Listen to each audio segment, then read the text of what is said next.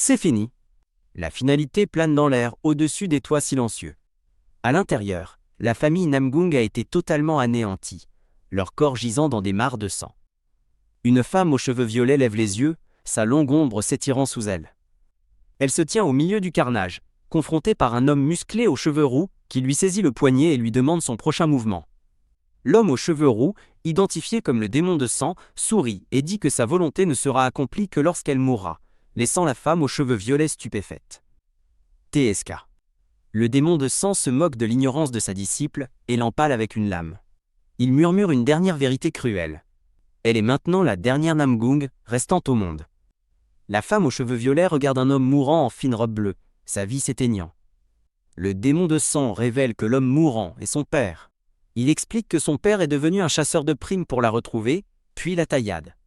Pouah! L'homme note que son attaque a faibli dès l'instant où il a révélé sa relation avec l'homme mourant. Le sang aux lèvres, la femme aux cheveux violets blessée réalise la triste vérité de sa situation. Le démon de sang médite sur l'ironie de l'avoir élevé comme disciple, alors qu'il traite toute autre vie comme insignifiante. Il confesse avec un sourire sinistre l'avoir élevé précisément pour ce jour. Tout son plan était que l'arrogant clan Namgung soit détruit par l'une des leurs, elle. Brisée par la révélation, la femme aux cheveux violets s'effondre à genoux, riant hystériquement. Alors qu'elle murmure « Ça suffit !» le démon de sang déclare que le spectacle est devenu ennuyeux. Il se tient au-dessus de sa disciple tombée, son intérêt pour le jeu s'estompant déjà. Avec un dernier regard détaché, il lui fait ses adieux, lui disant que c'était amusant.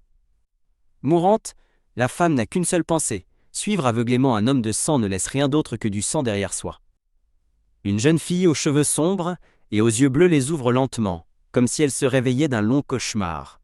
Elle est allongée paisiblement dans un lit, la lumière du soleil inondant la pièce calme. S'asseyant, elle se demande si elle a été sauvée, surprise que son corps se sente complètement indemne. Elle se penche sur une cuvette d'eau et fixe son propre reflet sous le choc. Touchant son visage, elle réalise qu'elle est revenue dans le corps de son moi de 10 ans. En entendant du bruit venant d'en bas, elle réalise qu'elle est dans un endroit animé qui ressemble à une auberge. En bas, dans l'auberge bondée, les clients bavardent, un homme demandant à un autre s'il a entendu la dernière rumeur. La jeune fille écoute depuis un balcon, tandis qu'un homme annonce que Namgung a une fois de plus augmenté la récompense pour son enfant perdu. TSK. TSK, un autre homme à une table fait remarquer la persévérance de Namgung. Un client ricane, rejetant comme impossible la recherche d'un enfant disparu il y a 8 ans. La jeune fille se tient sur le balcon, absorbant silencieusement la conversation des hommes. Un homme explique que le seul indice est une tache de naissance sur le cou, ce qui rend la recherche incroyablement difficile. Les yeux de la jeune fille s'écarquillent d'une compréhension naissante. Elle se souvient de la vérité, le démon de sang lui a cicatrisé le cou pour cacher sa tache de naissance, fabriquant l'histoire de l'avoir trouvée blessée.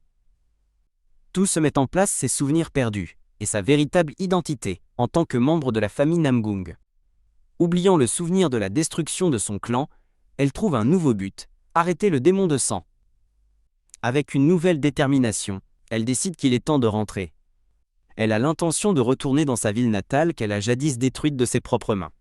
Son voyage commence alors qu'elle regarde vers le foyer de son clan, Namgung. Mais avant cela, elle fait une pause, distraite par un stand coloré de fruits confits. Gloops. Elle fixe intensément les brochettes de fruits scintillantes, son estomac gargouillant. Le vendeur lui demande si elles ont l'air délicieuses. Mais elle ne peut que le regarder fixement, le regard vide. Son chemin l'amène à la forteresse du gang du nuage noir dans le comté de Naknam. Boum!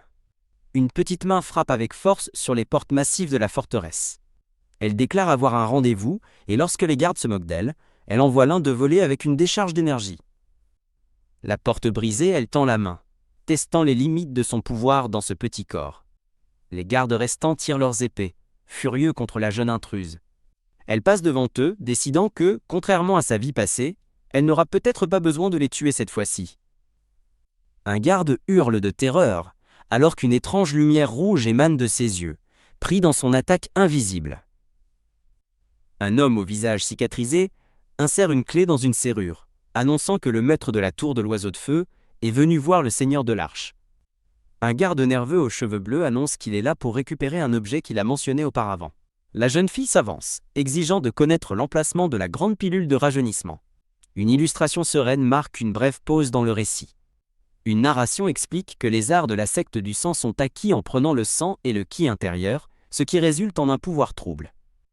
La jeune fille sait qu'elle ne peut pas retourner auprès de la famille Namgung avec ce pouvoir. Il la tuerait avant même de l'accepter. Elle pense à la grande pilule de rajeunissement, un élixir secret dont elle a désespérément besoin.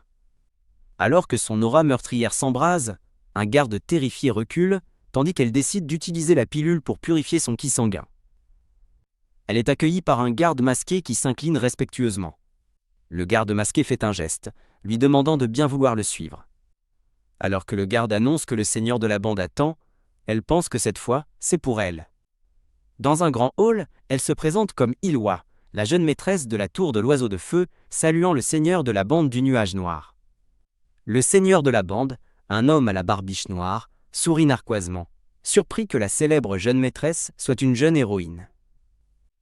Les anciens, assis à ses côtés, échangent des amabilités, complimentant à la fois l'esprit du seigneur de la bande et l'étiquette d'Ilwa avant de se demander pourquoi son seigneur est si têtu. Le seigneur de la bande regarde Ilwa, son expression se durcissant. Ilwa évalue calmement ses adversaires. Le seigneur de la bande, 8 anciens et environ 150 combattants. Alors qu'un ancien s'excuse pour l'impolitesse de son seigneur, Ilwa, maintenant agenouillé, rejette le besoin d'une excuse verbale. Un autre ancien offre une future hospitalité, mais le seigneur de la bande l'interrompt, ricanant et demandant s'il ressemble à de pauvres airs. Entouré d'épéistes masqués, Ilwa avertit calmement le seigneur de la bande de ne pas faire un choix insensé. Le seigneur de la bande menace que ses subordonnés mourront, mais Ilwa devra aussi abandonner sa vie. Avant qu'il ne puisse finir, un coup puissant l'envoie voler. Ouah! Des assassins masqués bondissent dans les airs, lame tirée, tandis qu'Ilwa esquive de justesse une attaque. Gouac! Elle abat un garde hurlant, d'un seul coup brutal.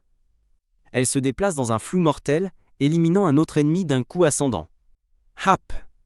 Un garde abat une épée massive, mais elle fait face à l'attaque avec une froide indifférence. Elle se fraye un chemin à travers le chaos, un tourbillon de mouvements contre de multiples assaillants. Quoi? Un garde masqué se fiche sous le choc, alors qu'elle apparaît derrière lui, sa main déjà sur sa lame. Son énergie sombre s'embrase alors qu'elle lui rappelle qu'elle lui a donné une chance. Dans un éclair de lumière violette et de sang cramoisi, elle déchaîne une rafale de coups, abattant plusieurs gardes à la fois.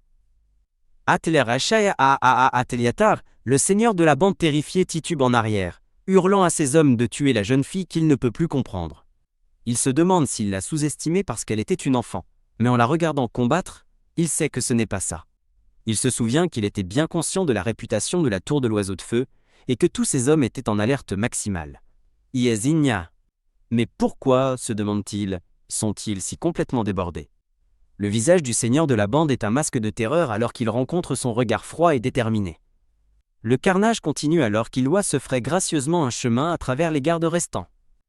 Le seigneur de la bande réalise finalement l'horrible vérité, c'est une maîtresse qui a utilisé une technique pour retrouver un corps d'enfant. Vaincu et désespéré, il hurle pour l'objet. Agenouillé au milieu du carnage, le seigneur de la bande se rend, promettant de lui donner ce pourquoi il est venu. Une petite bourse rouge contenant la pilule est lancée en l'air. En la attrapant, Ilwa note qu'il a pris une décision plus rapide cette fois, souhaitant qu'il la lui ait simplement donnée quand elle l'a demandé gentiment. Ayant sécurisé son prix, elle part et cherche dans la forêt un endroit sûr pour effectuer la circulation du ki. Elle saute à travers la dense canopée, se déplaçant rapidement. Un bruissement dans les bois l'alerte, elle sent qu'elle est suivie. Soudain, une énergie tranchante lacère les arbres autour d'elle. Elle atterrit adroitement au sol, ayant évité l'assaut invisible. S'arrêtant dans une clairière, elle interpelle son poursuivant, lui disant de se montrer. Elle attend patiemment dans la forêt silencieuse. Un homme perché sur une branche lui sourit du haut, louant son intelligence de ne pas avoir tiré son épée. Il est assis nonchalamment parmi les feuilles, un brin d'herbe à la bouche. Les yeux d'Ilwa s'écarquillent sous le choc alors qu'elle reconnaît l'homme. Une narration présente un maître de la famille Namgung, l'épée du vent de tempête, craint pour sa rapidité et sa puissance. L'homme, identifié comme Seob Meguang, sourit et demande calmement son nom à la jeune fille. Son expression se durcit alors qu'il la met en garde de bien réfléchir, admettant qu'il hésite à la tuer en fonction de sa réponse. Ilwa tient bon, le regardant avec une détermination tranquille. Le voyant perché dans un arbre, elle réalise que sa mission d'infiltration a été compromise par cette rencontre inattendue. Serrant la main en un point, elle conclut qu'elle n'a pas d'autre choix. Elle se prépare, se rappelant un nom qu'on lui a dit autrefois dans sa vie passée. Namgung Cheongun. Seob Meguang baisse les yeux, perplexe, en répétant le nom. Séolois. Sautant en bas, il la rejette comme une drôle de gamine, avec une aura désagréable, et se demande pourquoi il devrait être son aîné. Il se penche pour lui demander son âge, et elle répond qu'on lui a dit qu'elle avait 13 ans. Confus par sa réponse, il lui demande pourquoi elle ne connaît pas son âge. Elle explique qu'un accident a effacé ses souvenirs d'avant ses 5 ans. Seob Meguang écoute en silence, son expression illisible. Il demande ensuite qui était son maître d'arts martiaux, et elle répond qu'elle a servi le maître de Waoru, ce qui le pousse à noter son temps passé. Elle révèle sans embâche qu'ils ont essayé de la tuer, ce qui semble piquer sa curiosité. Elle s'avance résolument, déclarant qu'elle doit expulser son énergie interne, quel que soit le danger. Il remet en question ses motivations, lui demandant pourquoi elle voudrait se débarrasser de son pouvoir. Elle explique que sa famille pourrait ne pas l'accepter avec ce genre de pouvoir, ce qui l'amène à lui demander si elle sait où est sa maison. Elle déclare avec confiance que sa ville natale est Hefei, dans la province d'Anhui. Il réagit avec un sursaut de surprise, reconnaissant Hefei comme l'emplacement de la maison principale du clan Namgung. Seob Meguang se caresse le menton, perdu dans ses pensées un instant. Après un moment de réflexion, il accède à sa demande par un simple bien, posant une main sur son épaule. Il éclate soudainement d'un rire chaleureux, laissant Uniloa perplexe demander ce qui se passe. Il explique joyeusement que si elle compte se réhabiliter avec des techniques de respiration, elle aura besoin de protection, et il sera son gardien. Elle trouve la situation agaçante, tandis qu'il se dit qu'il pourrait aussi bien l'observer, juste au cas où elle serait une enfant perdue. Ailleurs, un fonctionnaire furieux confronte un assassin masqué, exigeant de savoir pourquoi il est là, contrairement à leur accord. Une lame sur la gorge de l'officiel, l'assassin exige de savoir où un objet a été passé en contrebande. L'homme bafouille que la jeune maîtresse de Waoru l'a pris il y a moins d'1 heure. L'assassin ordonne au fonctionnaire terrifié de décrire la jeune maîtresse, qui répond qu'elle était une fille d'environ 10 ans. Le fonctionnaire capturé halète de peur à côté de l'assassin masqué et silencieux. L'assassin en chef se tient avec ses subordonnés, traitant les informations qu'il vient de recevoir. La scène se déplace vers une forteresse tranquille sous le clair de lune.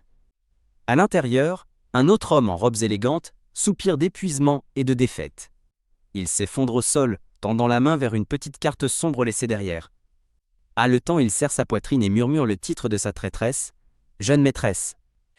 Iloa avertit le seigneur de la bande du nuage noir de faire fuir ses subordonnés, car les assassins de Waoru sont en route. Le seigneur de la bande agenouillé interroge son avertissement, confus de savoir pourquoi les assassins viendraient après qu'il ait déjà rendu l'objet. Ses yeux s'écarquillent de choc, alors qu'Iloa prédit que le mont Ua et Shaolin attaqueront bientôt sa forteresse, avec Waoru proposant d'aider.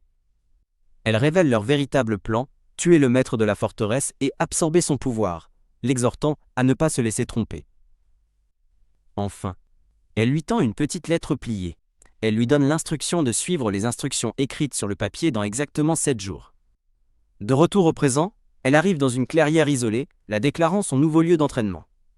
Seob Meguang la suit, acceptant que la forêt épaisse et sans sentier soit un emplacement parfait et caché. Elle clarifie son rôle de gardien pendant ses exercices, puis lui demande directement pourquoi il aide quelqu'un qu'il vient de rencontrer. Il marque une pause, réfléchissant pensivement à la manière de répondre à sa juste question. D'une pichenette rapide sur son front, il déclare sa première raison. Il déteste absolument l'énergie sale qu'elle dégage. Il ajoute que son désir de purger cette énergie est admirable, et il compatit avec son souhait de rentrer chez elle, lui disant de se concentrer sur sa renaissance. Elle offre un simple « merci », tandis qu'il la regarde avec une expression sereine. Détournant le regard, elle le remercie pour son aide à trouver un endroit et à l'y amener. Il répond avec un sourire, chaleureux et joyeux. Il lui tapote la tête, lui disant de ne pas mourir, et lui demandant ce qu'il peut faire pour l'aider, mais elle insiste qu'elle peut le faire seule. Il croise les bras, et plaisante qu'après sa renaissance, elle devrait travailler sur sa personnalité rigide, notant son manque total de mignonnerie pour une fille de 13 ans. Il lui conseille d'être moins rigide quand elle rencontrera ses parents, mais elle se demande silencieusement si agir différemment semblerait étrange. Elle baisse la tête et acquiesce à son propos, tandis qu'il se tient là avec un sourire en coin malicieux. Quand il lui demande sa nourriture préférée, elle répond d'un seul mot. Tangulu. Riant doucement, Seob Meguang remarque qu'elle a finalement un côté enfantin. Un doux sourire se dessine sur ses lèvres tandis qu'il la regarde. Se détournant, il se prépare à la laisser à sa méditation. Assise et prête avec la pilule, elle entend ces mots d'adieu. « Vivons pour nous revoir, gamine !» Elle commence sa méditation dans les confins calmes et rocheux de la grotte. Une profonde énergie interne l'envahit, un océan pur comparé à la rivière de son énergie sanguine. La sueur perle sur son visage tandis qu'elle se force à se concentrer. Elle comprend le risque. Si elle ne parvient pas à expulser l'énergie sanguine, elle pourrait tomber en déviation de ki. Une puissante aura bleue éclate autour d'elle, alors qu'elle décide de pousser plus vite et avec plus de férocité. L'énergie bleue crépite entre ses mains tandis qu'elle jure d'effacer toute trace de l'énergie sanguine. Avec une immense poussée, son énergie pure inonde l'espace, submergeant le pouvoir rouge souillé. Kyupel se penche, haletant de douleur suite à la violente lutte interne. Alors que le sang coule de ses lèvres, elle grimace, reconnaissant la ténacité d'un pouvoir nourri par le sang. L'énergie écarlate et nauséabonde s'accroche à elle, refusant obstinément de disparaître. Elle reconnaît sa nature, tout comme le démon de sang qu'il avait autrefois contrôlé. Avec une détermination renouvelée, elle déclare qu'elle ne sera plus sa marionnette dans cette vie. Sa voix intérieure résonne de défi, jurant qu'elle ne le laissera pas faire à sa guise. Devant la grotte, Sayob Mugwang attend patiemment, pensant qu'il est temps qu'elle émerge. Tapant du pied, il commence à s'inquiéter que quelque chose est mal tourné, comme une déviation de ki. Son inquiétude se mue en un sourire confiant lorsqu'il réalise à quel point elle est une enfant incroyable. Ilwa sort de l'obscurité, son calvaire enfin terminé. Seob Mugwang s'étire et la félicite d'avoir expulsé la vilaine énergie. Elle le remercie poliment d'avoir monté la garde. Il lui offre un sac en papier et elle le regarde d'un air interrogateur. Il lui explique que c'est un cadeau pour célébrer sa survie, l'incitant à l'ouvrir. Il l'observe, pensant qu'elle n'a pas seulement expulsé l'énergie maléfique, mais qu'elle a aussi cultivé la sienne. Avec une tache de saleté encore sur sa joue, elle regarde le cadeau dans ses mains. Ses yeux s'illuminent alors qu'elle sort un bâton de Tangoulou, offrant un remerciement silencieux. Il sourit chaleureusement, lui disant que c'est lui qui devrait la remercier d'être sortie vivante. Suggérant qu'il se dirige vers le village, il lui rappelle qu'elle ne s'est pas lavée depuis 3 jours et qu'elle a besoin d'un bain chaud. Surprise, elle réalise avec un choc que 3 jours entiers se sont écoulés à l'intérieur de la grotte. Avec un sourire, il promet de lui faire découvrir une spécialité de Hefei et lui dit de bien s'accrocher. Il s'élance puissamment du sol, la portant à travers la cime des arbres. Le brin d'herbe qu'il mâchait tombe alors qu'il s'élève dans les airs. Serrant son tangoulou, Ilwa regarde devant elle avec un émerveillement écarquillé tandis qu'il vole.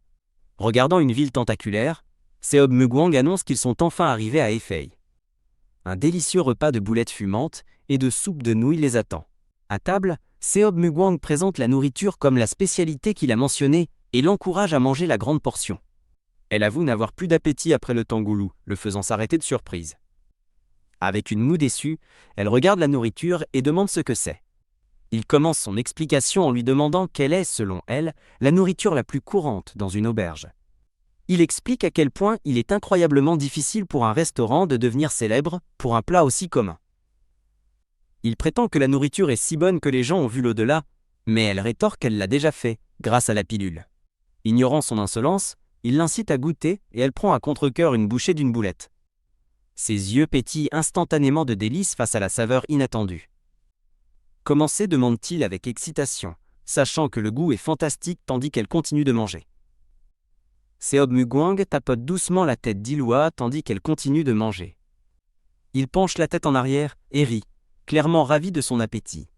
Avec ses joues pleines de nourriture, Ilwa lève les yeux, grands et surpris. Plus tard dans la nuit, des clients satisfaits remercient le propriétaire pour un excellent repas, en quittant l'établissement. Ailleurs, un homme en robe sombre observe ces hommes s'affairer dans une cour, demandant si toutes les rats ont été éliminés. Un subordonné s'agenouille sur un toit, confirmant à un homme à barbiche que les intrus ont été maîtrisés. Le subordonné présente un écusson rouge en forme d'oiseau, notant que les intrus étaient habiles, mais que leur symbole est inconnu dans la région. L'homme à la barbiche décide qu'il doit faire son rapport au chef de famille, mais son subordonné lui demande s'il laisse l'enfant derrière. Il regarde au loin, confiant que le garçon auquel il fait référence est suffisamment fort pour éviter de graves problèmes. Affirmant qu'ils rencontreront l'enfant bientôt de toute façon, la scène se déplace vers Ilwa dormant paisiblement. Le décor passe au grand et imposant hall du Tigre Céleste, le siège de la famille Namgung. Un poing claque sur une table avec un cri furieux exigeant 300 lingots d'or. Namgung Cheongsan, le troisième fils, déclare avec colère qu'après 8 ans sans aucune trace d'elle, augmenter la récompense est inutile. Un autre homme se moque que l'argent soit suffisant pour acheter une guilde, et se demande si elle est même encore en vie, ce qui lui vaut une vive réprimande de Cheongsan. Namgung Cheonghae, le deuxième fils, réprimande Cheongsan, lui rappelant le chagrin que ressentirait leur frère aîné Cheonggun. Cheongsan soutient que le frère aîné est absent depuis trop longtemps, forçant Cheonghae à gérer toutes les affaires de la famille. Une voix autoritaire les fait taire, alors que le seigneur de la famille Namgung, Namgung Mucheon, fait connaître sa présence. Namgung Mucheon s'adresse à son fils par son nom, et un Cheongsan réprimandé baisse la tête et répond « Oui, père ». Le seigneur de famille reconnaît le point de Cheongsan, affirmant que cela fait 8 ans que son frère est parti chercher sa fille. Deux anciens du clan écoutent Mucheon continuer, notant que la longue absence de son fils aîné a laissé le poste de jeune seigneur vacant. Mucheon demande directement à Cheongsan s'il en veut à son frère. Mais Cheongsan le nie, souhaitant simplement son retour. Le seigneur défie son fils, remettant en question s'il pourrait si facilement abandonner un enfant sans garantie qu'elle soit en vie. Humilié, Cheongsan baisse la tête et admet qu'il a été myope.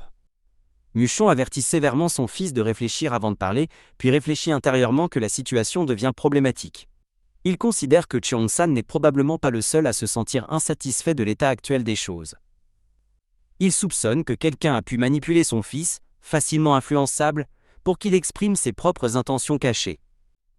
Serrant le poing, il décide qu'il ne peut pas permettre à cette dissidence de continuer à s'envenimer au sein de la famille. Ses pensées sont soudainement interrompues par la nouvelle que l'enfant vient d'arriver au seuil. Namgung Mucheon se tourne pour voir l'homme à la barbiche, Bipunggeom, debout derrière lui. Bipunggeom sourit légèrement tandis qu'il renvoie les autres membres de la famille de la pièce. Mucheon demande à Bipunggeom si l'enfant est vraiment arrivé, et Bipunggeom confirme qu'une fille très mignonne mais épineuse est en route. Le directeur général de la famille Namgung, Namgung Moon, est présenté, debout les bras croisés. Bipunggeom explique à Moon que la réunion s'est terminée brusquement à cause de l'arrivée de la fille, gesticulant qu'elle arrive maintenant. Ilwa marche d'une expression solennelle le long du grand hall, chatoyant vers le chef de famille qui l'attend.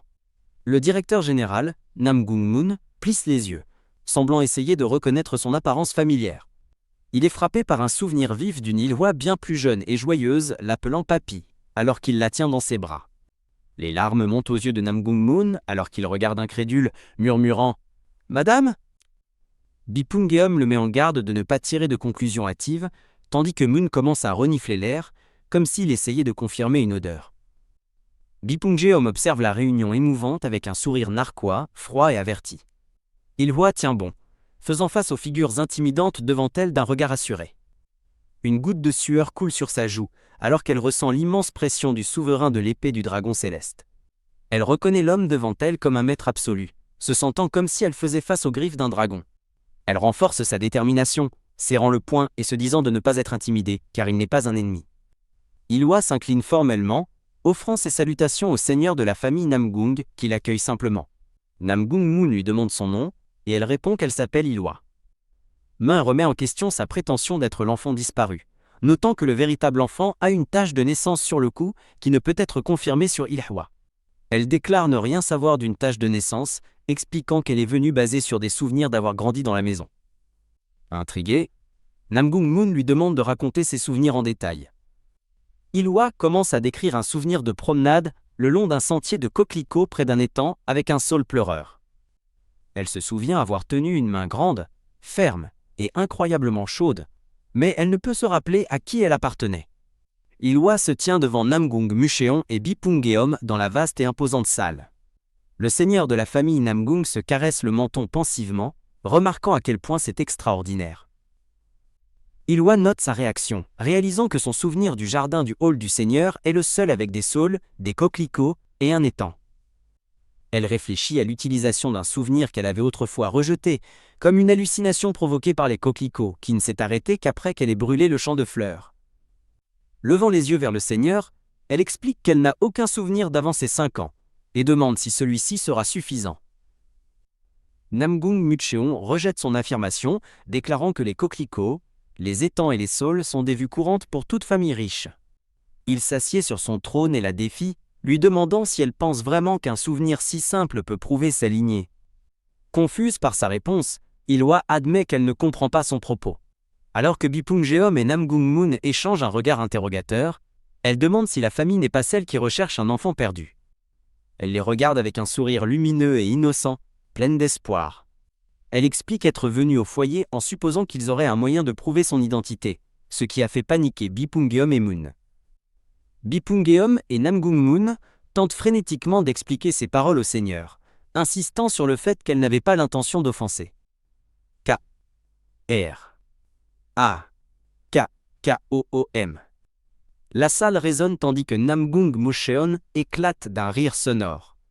Continuant de rire, il confirme qu'elle a absolument raison dans son hypothèse. Souriant chaleureusement, Namgung Mucheon regarde Ilhwa et convient qu'elle a raison.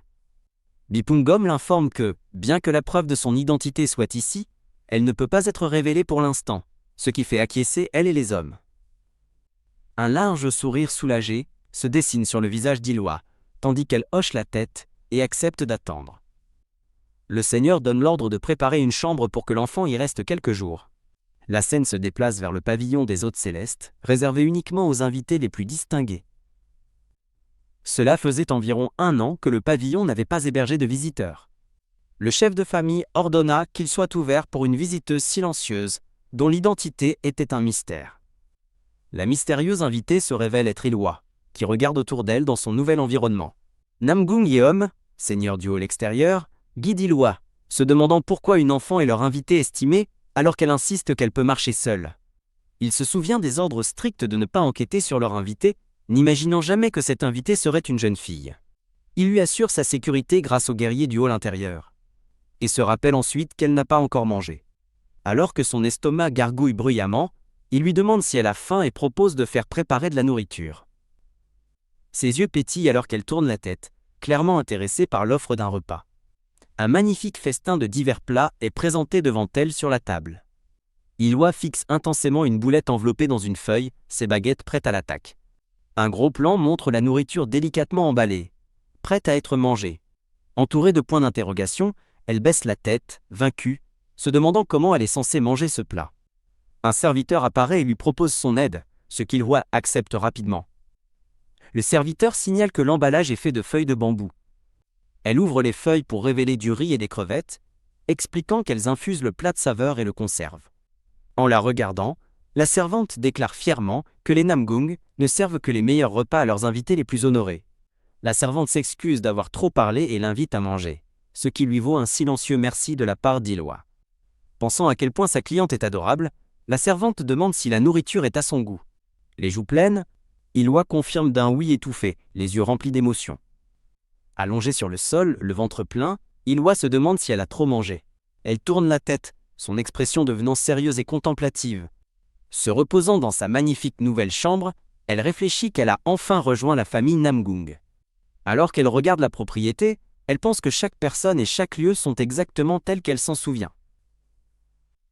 Cependant, une vision sombre et sanglante éclaire son esprit alors qu'elle réalise que tout est différent, surtout Namgung Moon et Namgung Yeom.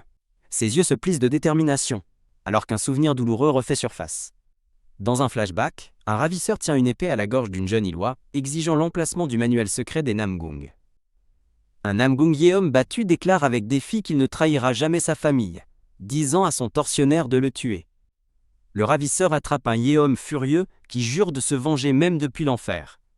Le méchant se penche, promettant froidement de voir si Yeom sera toujours aussi défiant après que ses membres lui auront été arrachés. Un flashback brutal montre une silhouette violemment lacérée, le sang éclaboussant partout. Dans le souvenir, une Ilhwa, aux yeux froids, rejette le carnage comme une lutte futile.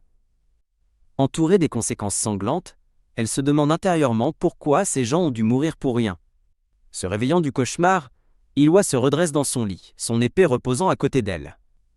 Elle serre sa robe, sa main tremblant sous l'intensité du rêve. Se recouchant, elle se calme, réalisant que les terribles événements ne se sont pas produits dans cette vie. Dans le calme de sa grande chambre, elle se rassure que pour l'instant, tout va bien. La scène se déplace vers une salle de réunion, où un homme invisible demande si Illwa s'est immiscé dans les affaires de Hwasan et Shaolin.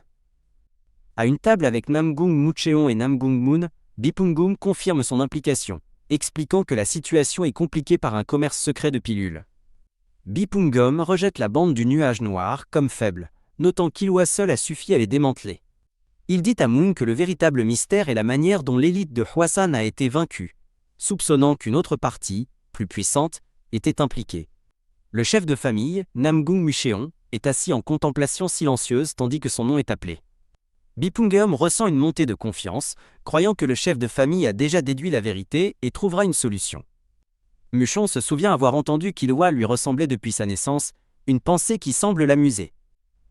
Bipungum rappelle au chef de famille qu'Illwa est encore une enfant et se demande s'il n'est pas trop tôt pour être certain qu'elle est sa petite fille. Mucheon tient une tasse de thé, déclarant philosophiquement que des amitiés durables peuvent se forger autour d'une seule tasse partagée. Prenant une gorgée, il demande rhétoriquement comment il pourrait ne pas reconnaître son propre sang. Un Bipungum stupéfait commence à remettre en question la déclaration définitive du chef de famille. Mucheon pose fermement sa tasse, déclarant que le simple fait de reconnaître sa lignée est loin d'être suffisant. Changeant de sujet, il s'enquiert de la tour de l'oiseau de feu, et Bipungum rapporte que ses subordonnés enquêtent au Yunnan. En regardant les rapports, Mucheon exprime ses doutes quant à un possible motif caché de l'enfant. Bipungum écoute avec une expression sérieuse et contemplative. Bipungum admet qu'il veut croire qu'elle est innocente, tandis qu'un narrateur révèle son identité en tant que jeune maîtresse de la tour de l'oiseau de feu. La narration continue, se demandant si son cœur est vraiment avec la famille Namgung, malgré son lignage. Bipungum se demande à voix haute si son désir de rentrer chez elle était un mensonge, mais hésite à continuer. Tapant sur la table, Mucheon confesse que même lui n'aurait pas été capable d'accomplir ce qu'Illwa a fait. Bipungum rayonne, visiblement ravi des éloges du chef de famille pour la jeune fille. Namgung Moon demande avec amusement si Bipungum s'attache, mais il le nie, tandis que Moon observe son affection pour elle. Mintoude suggère au chef de famille que s'il a encore des doutes, il devrait simplement interroger directement Illwa sur l'affaire Hwasan. Considérant le prochain repas des invités comme une occasion parfaite, Mucheon accepte, tandis que Bipungum insiste sur le fait qu'ils peuvent lui faire confiance. Un sourire chaleureux et heureux se répand sur le visage de Namgung Mucheon à l'idée de partager un repas avec sa petite fille. De retour dans sa chambre, Illwa est assise en tailleur, rassemblant un vortex tourbillonnant d'énergie bleue pure entre ses mains. Alors que l'énergie pure circule dans son corps, elle note que sa nature est complètement différente des arts du sang qu'elle connaissait autrefois. Elle trouve cette énergie calme et pure, bien plus facile à contrôler que le pouvoir sauvage et sanguinaire de son passé. Elle se souvient avoir atteint le stade Hwagyong dans sa vie passée, confiante de pouvoir y parvenir beaucoup plus vite cette fois-ci. Avec une détermination renouvelée, elle jure d'atteindre à nouveau ce sommet de pouvoir. Sa cultivation d'énergie s'arrête brusquement. Illwa ouvre les yeux, réalisant qu'elle doit être prudente et ne pas augmenter sa puissance avant d'apprendre les techniques officielles de la famille. Arrêtant sa méditation, elle estime qu'une brusque montée en puissance éveillerait les soupçons et briserait la fragile confiance qu'elle n'a pas encore gagnée. Frustrée, elle soupire face à la difficulté de prétendre ignorer les connaissances de sa vie passée. Une servante apparaît à sa porte, surprise de la voir éveillée et active. La servante propose de l'emmener à un terrain d'entraînement privé, mais Illwa s'informe d'autres zones disponibles. Après que la servante ait expliqué qu'elle pouvait utiliser n'importe lequel des terrains de la salle extérieure, elle s'incline et propose de montrer le chemin. Illwa décide d'y aller seule, pensant qu'elle se concentrera sur ses arts externes puisque son entraînement interne est en suspens. En traversant le complexe, elle décide qu'il est préférable de s'entraîner avec d'autres, plutôt que de se cacher.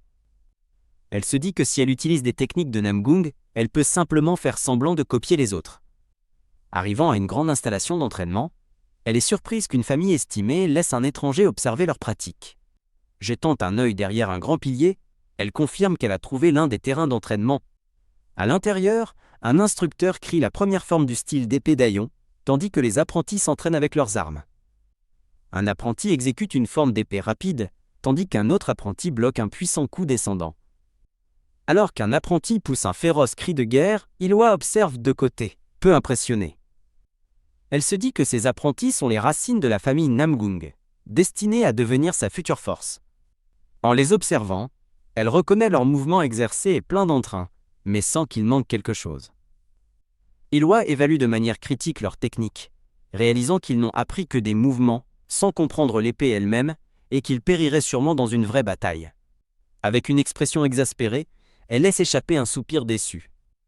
Décidant qu'ils ont un long chemin à parcourir, elle se tourne vers un râtelier d'armes pour se concentrer sur son propre entraînement. Une voix crie soudain. « Hé, toi !» tandis qu'une main s'avance pour l'arrêter. Un apprenti aux cheveux bruns confronte Illwa, lui demandant avec colère ce qu'elle fait à essayer de toucher les armes.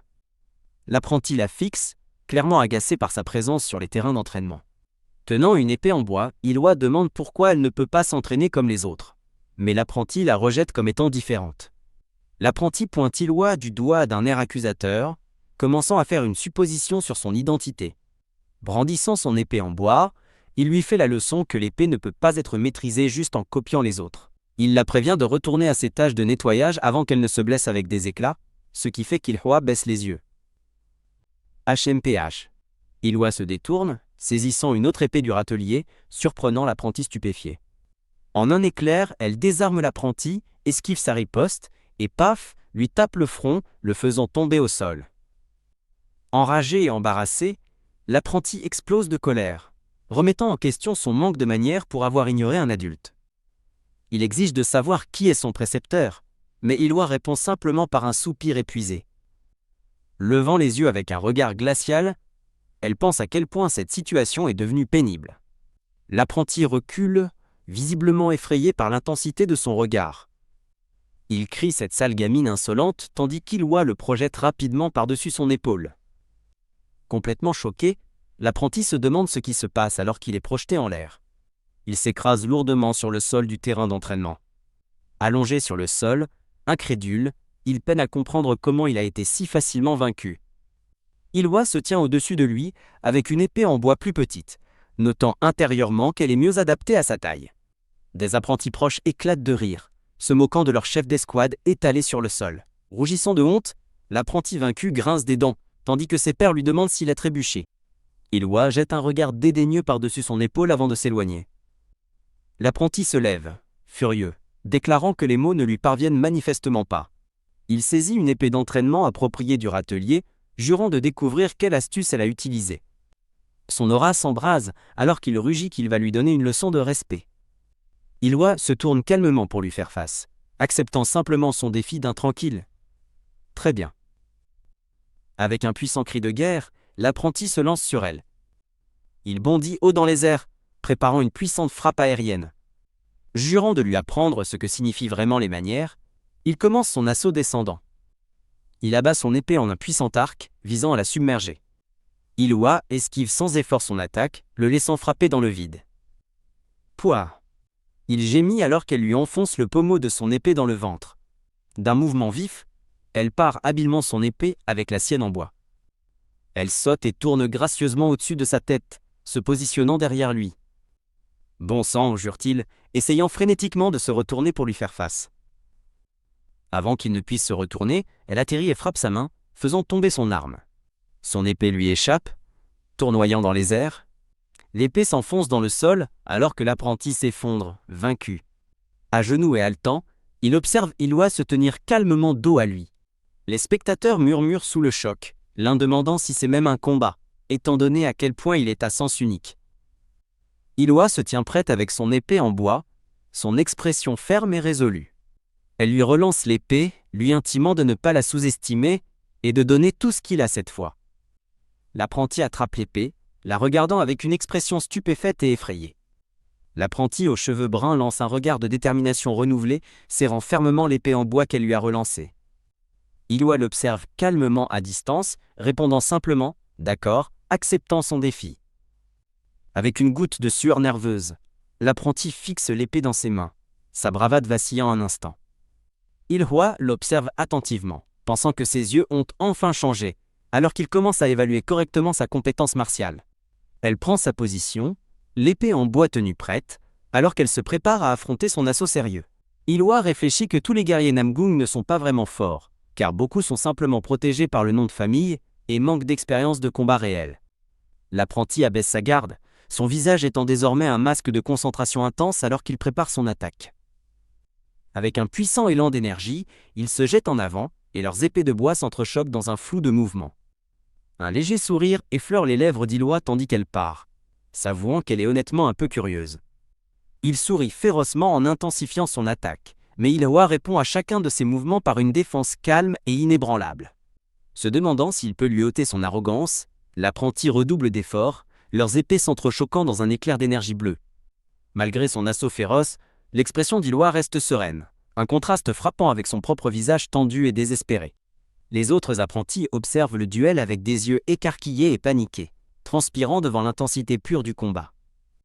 Une rafale de coups pleut, mais comme le note la narration, l'épée du chef d'escouade ne porte pas un seul coup. Illwa reste parfaitement immobile et silencieuse, sa concentration entièrement sur la bataille en cours. UGH. D'un mouvement précis, elle frappe son bras, perturbant momentanément son attaque. Alors qu'il chancelle, elle le réprimande, expliquant que mettre trop de force dans un coup est inutile sans contrôle. Poursuivant sa leçon, elle ajoute qu'il doit également faire attention à la vitesse et à la direction précise. Elle démontre avec un puissant coup descendant qui le rate mais fissure le sol avec une onde de choc massive, le faisant trébucher en arrière. Il fixe, stupéfait et incrédule, la puissance qu'elle vient de déchaîner avec tant de désinvolture. Il se rétablit et charge une fois de plus, leurs épées se rencontrant à nouveau dans un choc d'une vitesse aveuglante. Illwa explique que lorsqu'il se surmène, son corps se raidit, et il ne peut pas frapper librement, ajoutant qu'il lui manque encore une chose. AAAGH. Avant qu'il ne puisse réagir, elle lui assène un coup vif et douloureux à la cheville, le déséquilibrant. Elle glisse autour de lui dans un tourbillon d'énergie bleue, ses mouvements trop rapides pour qu'il puisse les suivre. Il lève les yeux confus, alors qu'une lumière vive jaillit dessous lui. Une puissante force ascendante envoie l'apprenti voler impuissant dans les airs. Il s'écrase lourdement dans un immense nuage de poussière et de débris, vaincu. La poussière retombe pour révéler l'apprenti à genoux, Illwa tenant la pointe de son épée en bois à sa gorge. Il fixe la lame avec un mélange de choc et de terreur, réalisant qu'il a été complètement vaincu. Illwa se tient au-dessus de lui, son expression sérieuse, alors qu'elle exécute le mouvement final et décisif de leur duel.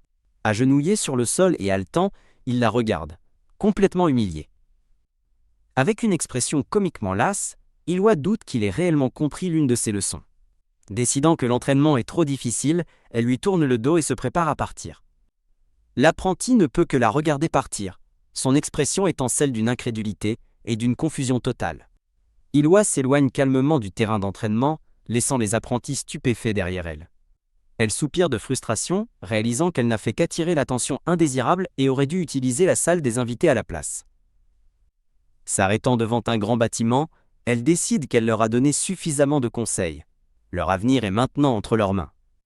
Souriant à elle-même, elle touche sa poitrine et admet qu'elle aussi a du mal à contrôler sa propre force.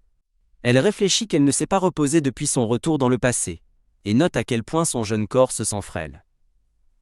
Alors qu'elle décide de retourner à l'auberge, elle trébuche soudainement et s'effondre d'épuisement pur. Sa vision se brouille et son corps devient mou alors qu'elle perd connaissance. Bon sang, pense-t-elle, alors qu'un homme aux longs cheveux noirs la rattrape juste avant qu'elle ne touche le sol. L'homme mystérieux tient doucement l'inconsciente Illwa dans ses bras. « Edemine » dit-il, et ses yeux s'ouvrent faiblement pour le regarder. L'homme, qui a une barbichette soignée, la regarde avec inquiétude et lui demande pourquoi elle n'a pas l'air si bien. Affirmant qu'elle va bien, et qu'elle s'est juste sentie un peu étourdie, Illwa essaie de se repousser de lui. À sa grande surprise, il la soulève soudainement dans ses bras. La coinçant sous son bras, il rejette ses protestations, déclarant qu'ils doivent découvrir pourquoi elle est malade, alors qu'elle exige d'être libérée. Avec un sourire confiant, il lui dit que ce dont elle a besoin, c'est de l'examen d'un professionnel. La scène se déplace vers une pièce bordée de bocaux de médicaments et de livres, impliquant qu'il l'a emmenée chez un médecin. L'homme à la barbiche se penche par une porte, appelant « Hé, regarde ici !» Trouvant la pièce vide, il se gratte la tête avec frustration, se demandant où Illwa est allée alors qu'elle s'éloigne. Il demande à l'enfant d'attendre un instant, et Illwa se tourne pour acquiescer. Laissée seule, Illwa inspecte la salle médicale remarquant la haute qualité des ingrédients et l'habileté de son chef. Elle réfléchit qu'elle n'a jamais rencontré le chef de la salle médicale dans sa vie passée, se demandant s'ils sont partis après la chute du clan. Elle conclut que c'est compréhensible, car quelqu'un qui n'est pas lié par le sang n'aurait aucune raison de rester avec un clan déchu. Oh là là! dit une voix de femme hors champ, intriguée. Ilhwa se tourne brusquement, son attention captée par le son soudain. Une femme souriante aux cheveux bruns verdâtres admire les grands yeux alertes d'Ilhwa. La femme s'approche, surprenant Il-hei, en lui demandant qui elle est, notant qu'elle est un visage inconnu. La femme rit, taquinant Ilhwa de se comporter comme un chaton effrayé, laissant la jeune fille déconcertée. Ilhwa a une vision soudaine et sombre d'un corps gisant inerte et sans vie sur le sol.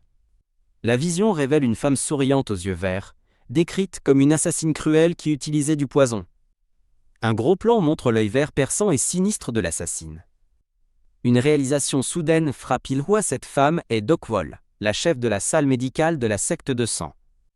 De retour dans le présent, la femme aux cheveux verts, Dokwol, sourit agréablement à Ilhwa. L'homme à la barbiche revient, disant à Ilhwa d'arrêter de dire des bêtises et de se faire prendre le pouls, tandis que Dokwol demande pourquoi il est là s'il ne sait pas ce qui ne va pas.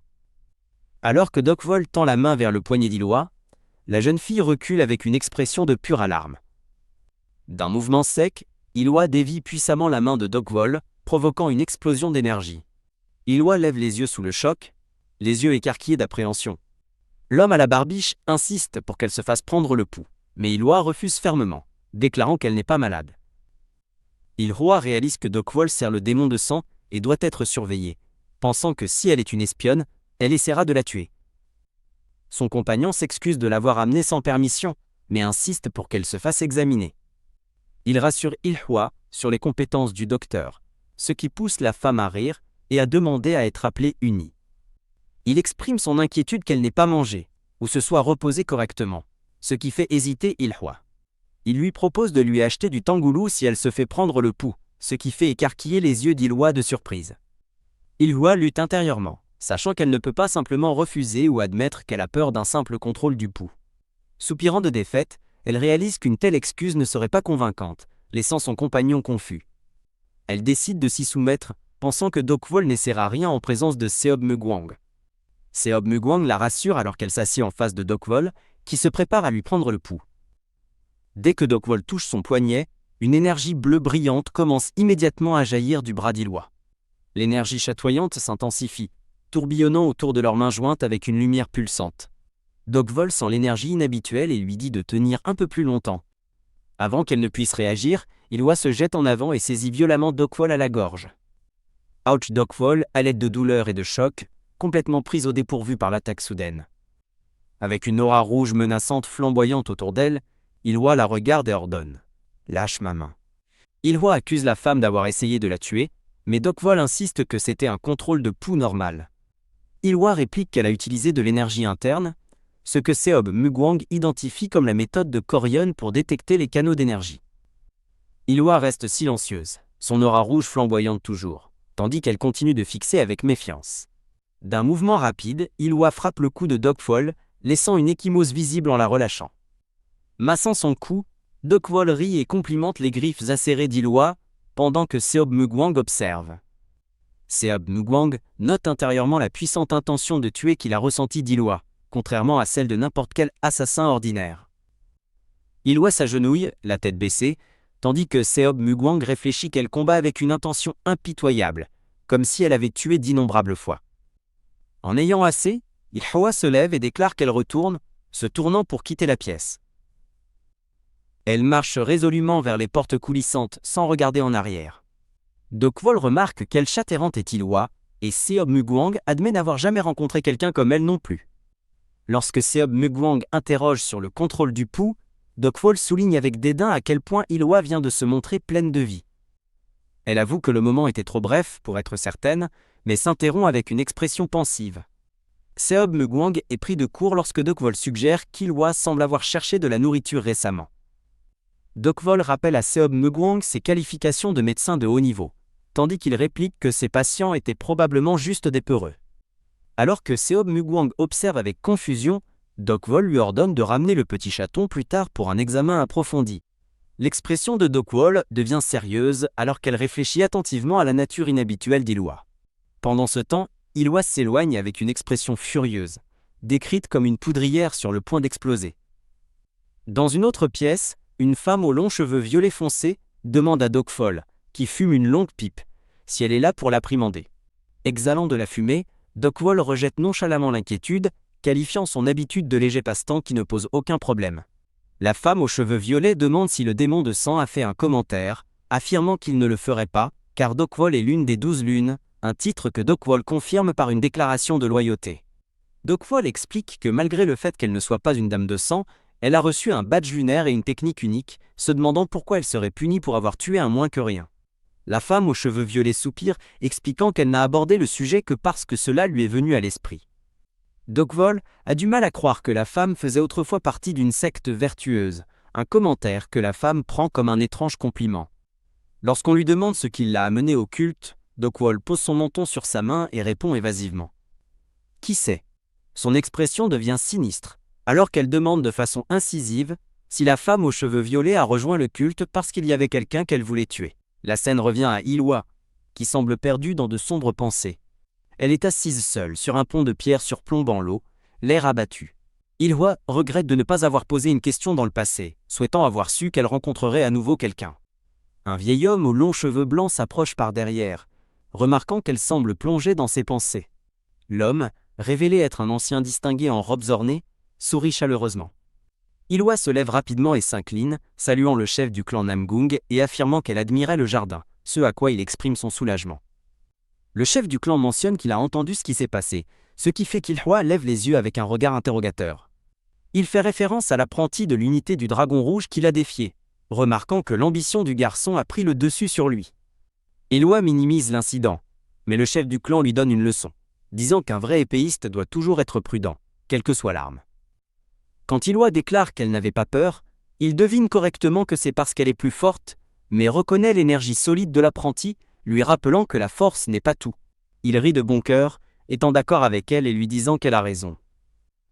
Son ton change radicalement alors qu'il la regarde et dit « J'aurais préféré que tu ne sois pas ma petite fille ». Illwa reste stupéfaite et silencieuse au bord de l'eau, incapable de comprendre sa déclaration. Il poursuit, expliquant qu'il peut voir le sang sur ses mains et les lourds fardeaux de ressentiment qu'elle porte. Alors qu'elle fixe son reflet, elle voit une vision d'elle-même, son ancien moi aguerri, la regarder en retour. Il avoue que son souhait pour sa petite fille était une vie douce et normale, loin des horreurs de la guerre. Se tournant pour lui faire face, il exige de savoir qui l'a élevé de cette façon, insistant sur le fait qu'il est important qu'il le découvre. Son expression se durcit de rage, alors qu'il déclare qu'il doit savoir pour pouvoir les tenir responsables de ce qu'ils ont fait. Il jure que les personnes qui l'ont transformé ainsi ne mourront pas d'une mort facile et que le démembrement serait trop clément.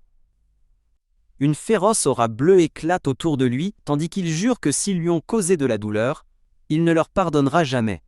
Prise de court par son intensité, Illwa commence à poser une question hésitante. Avec des yeux grands et brillants, elle lui demande courageusement « Et si je n'étais pas votre petite fille ?» Le chef du clan reste immobile, assimilant le poids de ses paroles choquantes. Sa main se dirige lentement et délibérément vers la poignée de son épée. Il serre fermement l'épée, ses intentions incertaines, tandis qu'un silence tendu s'installe. Après une longue pause, il laisse simplement échapper un pensif. Il dégaine soudainement son épée, provoquant un recul à l'armée d'Illwa, surprise. Regardant la lame, elle demande si son nom est Cheomyong, et il confirme tranquillement que oui. Au lieu d'attaquer, il tend sa main libre vers elle. Il lui tapote doucement la tête, son expression passant de la peur à une surprise aux yeux écarquillés. Lui caressant les cheveux, il lui dit gentiment qu'il a entendu dire qu'elle aime la bonne nourriture, et elle lui fait un petit clin d'œil reconnaissant. Le chef du clan éclate d'un rire chaleureux et franc, la désignant avec affection. Illwa touche l'endroit de sa tête qu'il a tapoté, un regard contemplatif sur son visage. La scène transitionne, montrant des aperçus du domaine, un étang placide et un couloir sombre et vide. Une servante aux cheveux châtain clair descend le couloir, frissonnant alors qu'elle avance dans le silence inquiétant. Elle s'arrête soudainement, regarde autour du hall vide et appelle une mademoiselle. Une énergie sombre et menaçante tourbillonne sinistrement au-dessus d'une figure immobile dans un lit somptueux. Dans le lit, la femme aux longs cheveux violets est vue dormant profondément. Un léger son est entendu alors que la caméra se concentre sur le visage paisible et endormi de la femme aux cheveux violets. Tandis que la femme aux cheveux violets dort, une voix sinistre résonne dans son esprit, lui ordonnant de tous les tuer. Elle se lève de son lit dans un état de transe, serrant fermement son épée. Sa main serre la poignée, irradiant une intention sombre et meurtrière. La servante aux cheveux châtain clair aperçoit sa silhouette à travers la porte et demande si elle a besoin de quelque chose. Avec un éclair d'énergie cramoisie, la femme aux cheveux violets attaque tandis que la servante s'écrie, confuse. Le sang gicle tandis que la voix revient, lui réclamant leur sang. La scène se déplace vers 3 anciens du clan examinant des parchemins, l'un d'eux se plaignant bruyamment. Un ancien à moustache dit au bruyant, l'épée du vent impétueux, d'arrêter ces paroles violentes. L'épée du vent impétueux se moque d'un pari, remettant en question la force du chef du clan. L'ancien aux cheveux gris explique qu'il l'a seulement mentionné pour rassurer sa petite fille inquiète. L'ancien à moustache réprimande celui aux cheveux gris pour sa méthode étrange de réassurance. L'épée du vent impétueux frappe du poing, déclarant qu'il ne peut pas simplement ignorer ce qu'il a vu. Soudain, le chef du clan se lève, son expression sombre et alerte. L'ancien à moustache lève les yeux, demandant ce qui se passe. Le chef du clan plisse les yeux, sentant une odeur troublante dans l'air. Son visage se durcit de réalisation, tandis qu'il déclare « Je sens le sang ». Il se précipite dans le couloir avec détermination. Il confronte la servante tremblante, qui tient une boîte tachée de sang et le salue hâtivement. Le chef du clan la fixe d'un air grave, exigeant de savoir de qui est ce sang. Serrant la boîte, la servante terrifiée bégaye qu'elle est désolée. Elle explique sous une aura bleue tendue que le sang appartient à un invité VIP en visite. Dans sa chambre, Iloa dit au chef du clan qu'elle s'entraînait simplement et s'est blessée accidentellement. S'agenouillant devant lui, elle s'excuse de lui avoir causé du souci. Il lui assure qu'ils peuvent parler librement à l'intérieur d'une barrière qu'il a créée, lui demandant ce qui s'est vraiment passé. Iloa maintient son histoire, insistant sur le fait qu'elle a simplement mal manié son épée. Prenant sa main, il observe avec inquiétude que sa blessure saigne toujours. Il lui tient doucement la main, lui demandant de lui faire autant confiance qu'il lui fait confiance. Le chef du clan observe sa main bandée avec une profonde inquiétude. Il le regarde avec une expression conflictuelle et accepte de garder ses paroles à l'esprit. Un aide annonce que le chef de la salle de médecine est arrivé pour poursuivre son traitement. Le chef du clan dit à Iloa qu'il la verra le lendemain soir et prend congé. Seul, Iloa contemple sa main, où une faible lumière brille de l'intérieur. Le chef du clan s'éloigne, suivi par un Seob Megwang s'inclinant. Iloa se demande combien de temps son grand-père ignorera la vérité et si une explication est même possible. Elle se souvient s'être réveillée avec une épée à la main, réalisant qu'elle avait dû se couper le bras pour s'arrêter. Elle confirme que la voix qu'elle a entendue appartenait au démon de sang, dont son corps obéissait aux ordres. Serrant la main, elle réalise qui elle doit voir pour comprendre la malédiction sur son corps. Dokvol jette un coup d'œil par la porte avec un sourire, demandant enjoueusement si elle peut entrer. Elle entre pensant qu'elle est la seule à pouvoir aider Iloa. Dokvol s'assied avec Iloa, expliquant qu'elle a brûlé de l'encens pour apaiser la douleur du traitement. Appuyé contre un mur proche, Seob Megwang confirme sa présence. Dokvol applique des médicaments sur la blessure, qualifiant Iloa de chat courageux pour ne pas pleurer. Iloa prend soudain la parole, demandant au docteur de vérifier une autre blessure. Seob Megwang réagit avec un choc comique, demandant où d'autre elle est blessée, tandis que Dokvol s'enquiert également. Après qu'Iloa a dit que son abdomen est blessé, Seob Megwang se jette en avant, exigeant de voir. Il se fige quand Iloa précise que la blessure s'étend de sa poitrine à son abdomen.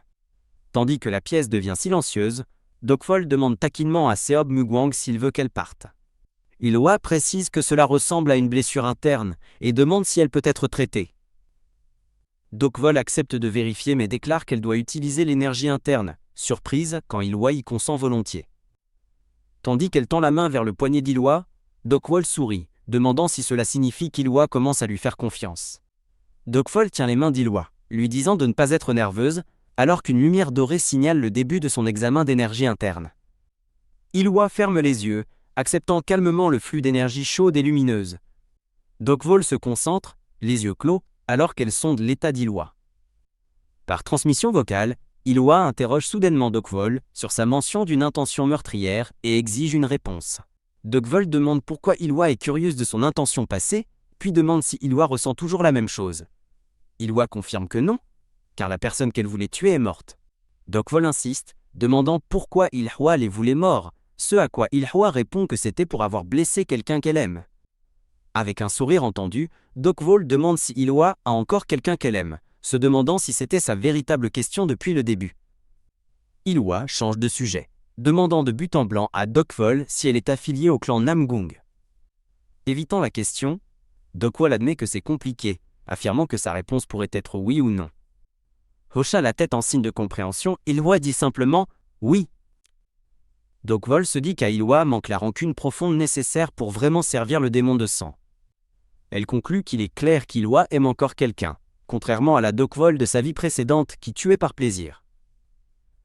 Illwa identifie avec un sursaut le contenu de la boîte de médicaments de Dockwall, le reconnaissant comme le poison du roi de sang.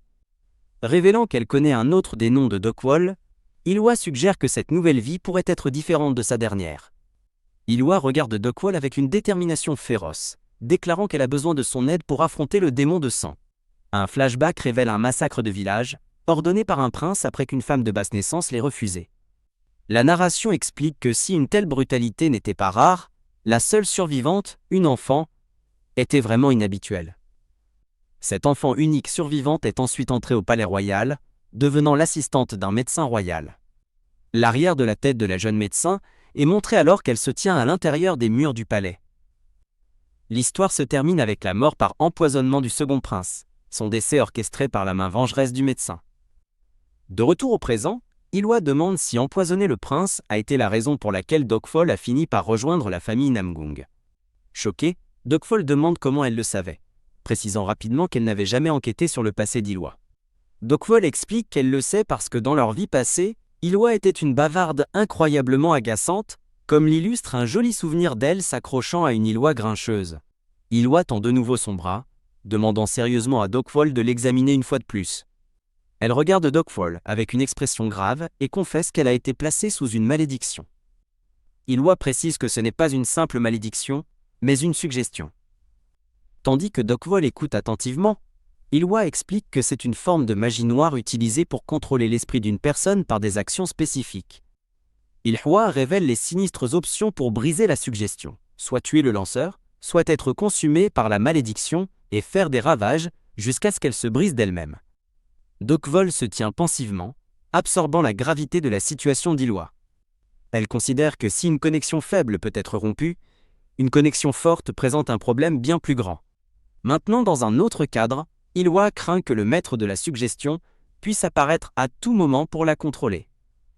Elle se souvient d'un avertissement glaçant du passé alors qu'elle marche dans un couloir. « Si tu ignores cet avertissement, je viendrai sûrement te trouver. » Fixant l'avant, elle se demande si le contrôle était le but ultime de la lanceuse.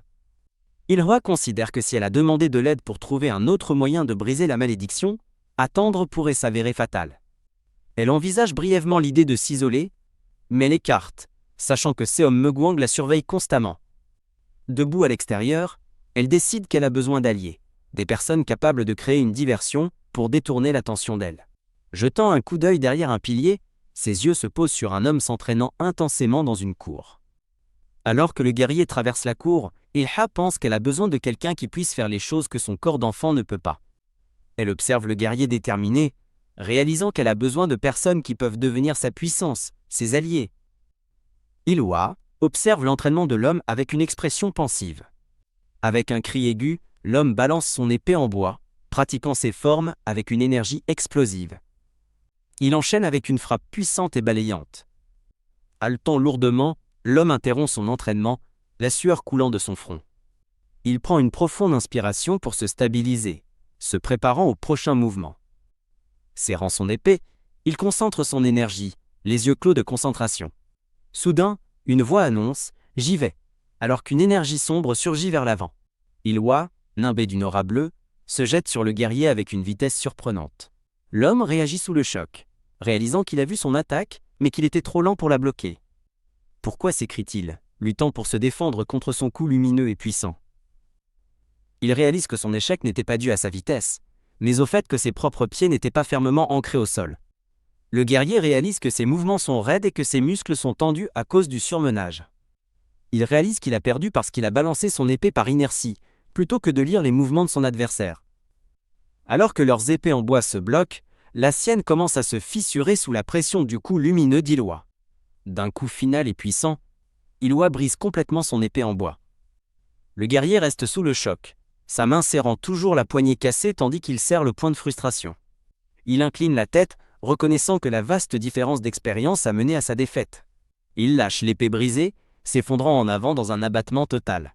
Fixant son arme brisée, il déplore sa faiblesse. Lui qui se croyait un épéiste descend. Agenouillé au sol, il baisse la tête de honte, pensant qu'il est devenu pathétique. Il se redresse en soupirant, puis jette un coup d'œil sur le côté, ses yeux s'écarquillant de surprise. Il se retourne pour voir Iloa debout calmement dans la cour, ce qui le fait douter de ce qu'il vient de voir. Iloa se tient tranquillement, son expression indéchiffrable tandis qu'elle l'observe. Le guerrier la regarde, momentanément sans voix et confus par sa présence. Il s'approche rapidement et la salue formellement en tant que jeune maître, mais elle lui dit d'être plus à l'aise, comme il l'était la veille. Il s'incline profondément, s'excusant pour son impolitesse de la veille, tandis qu'Iloa se demande si c'était elle l'impoli qui a causé toute la gêne. Il se présente formellement. Elle est Iloa et il est Namgung Jipyong.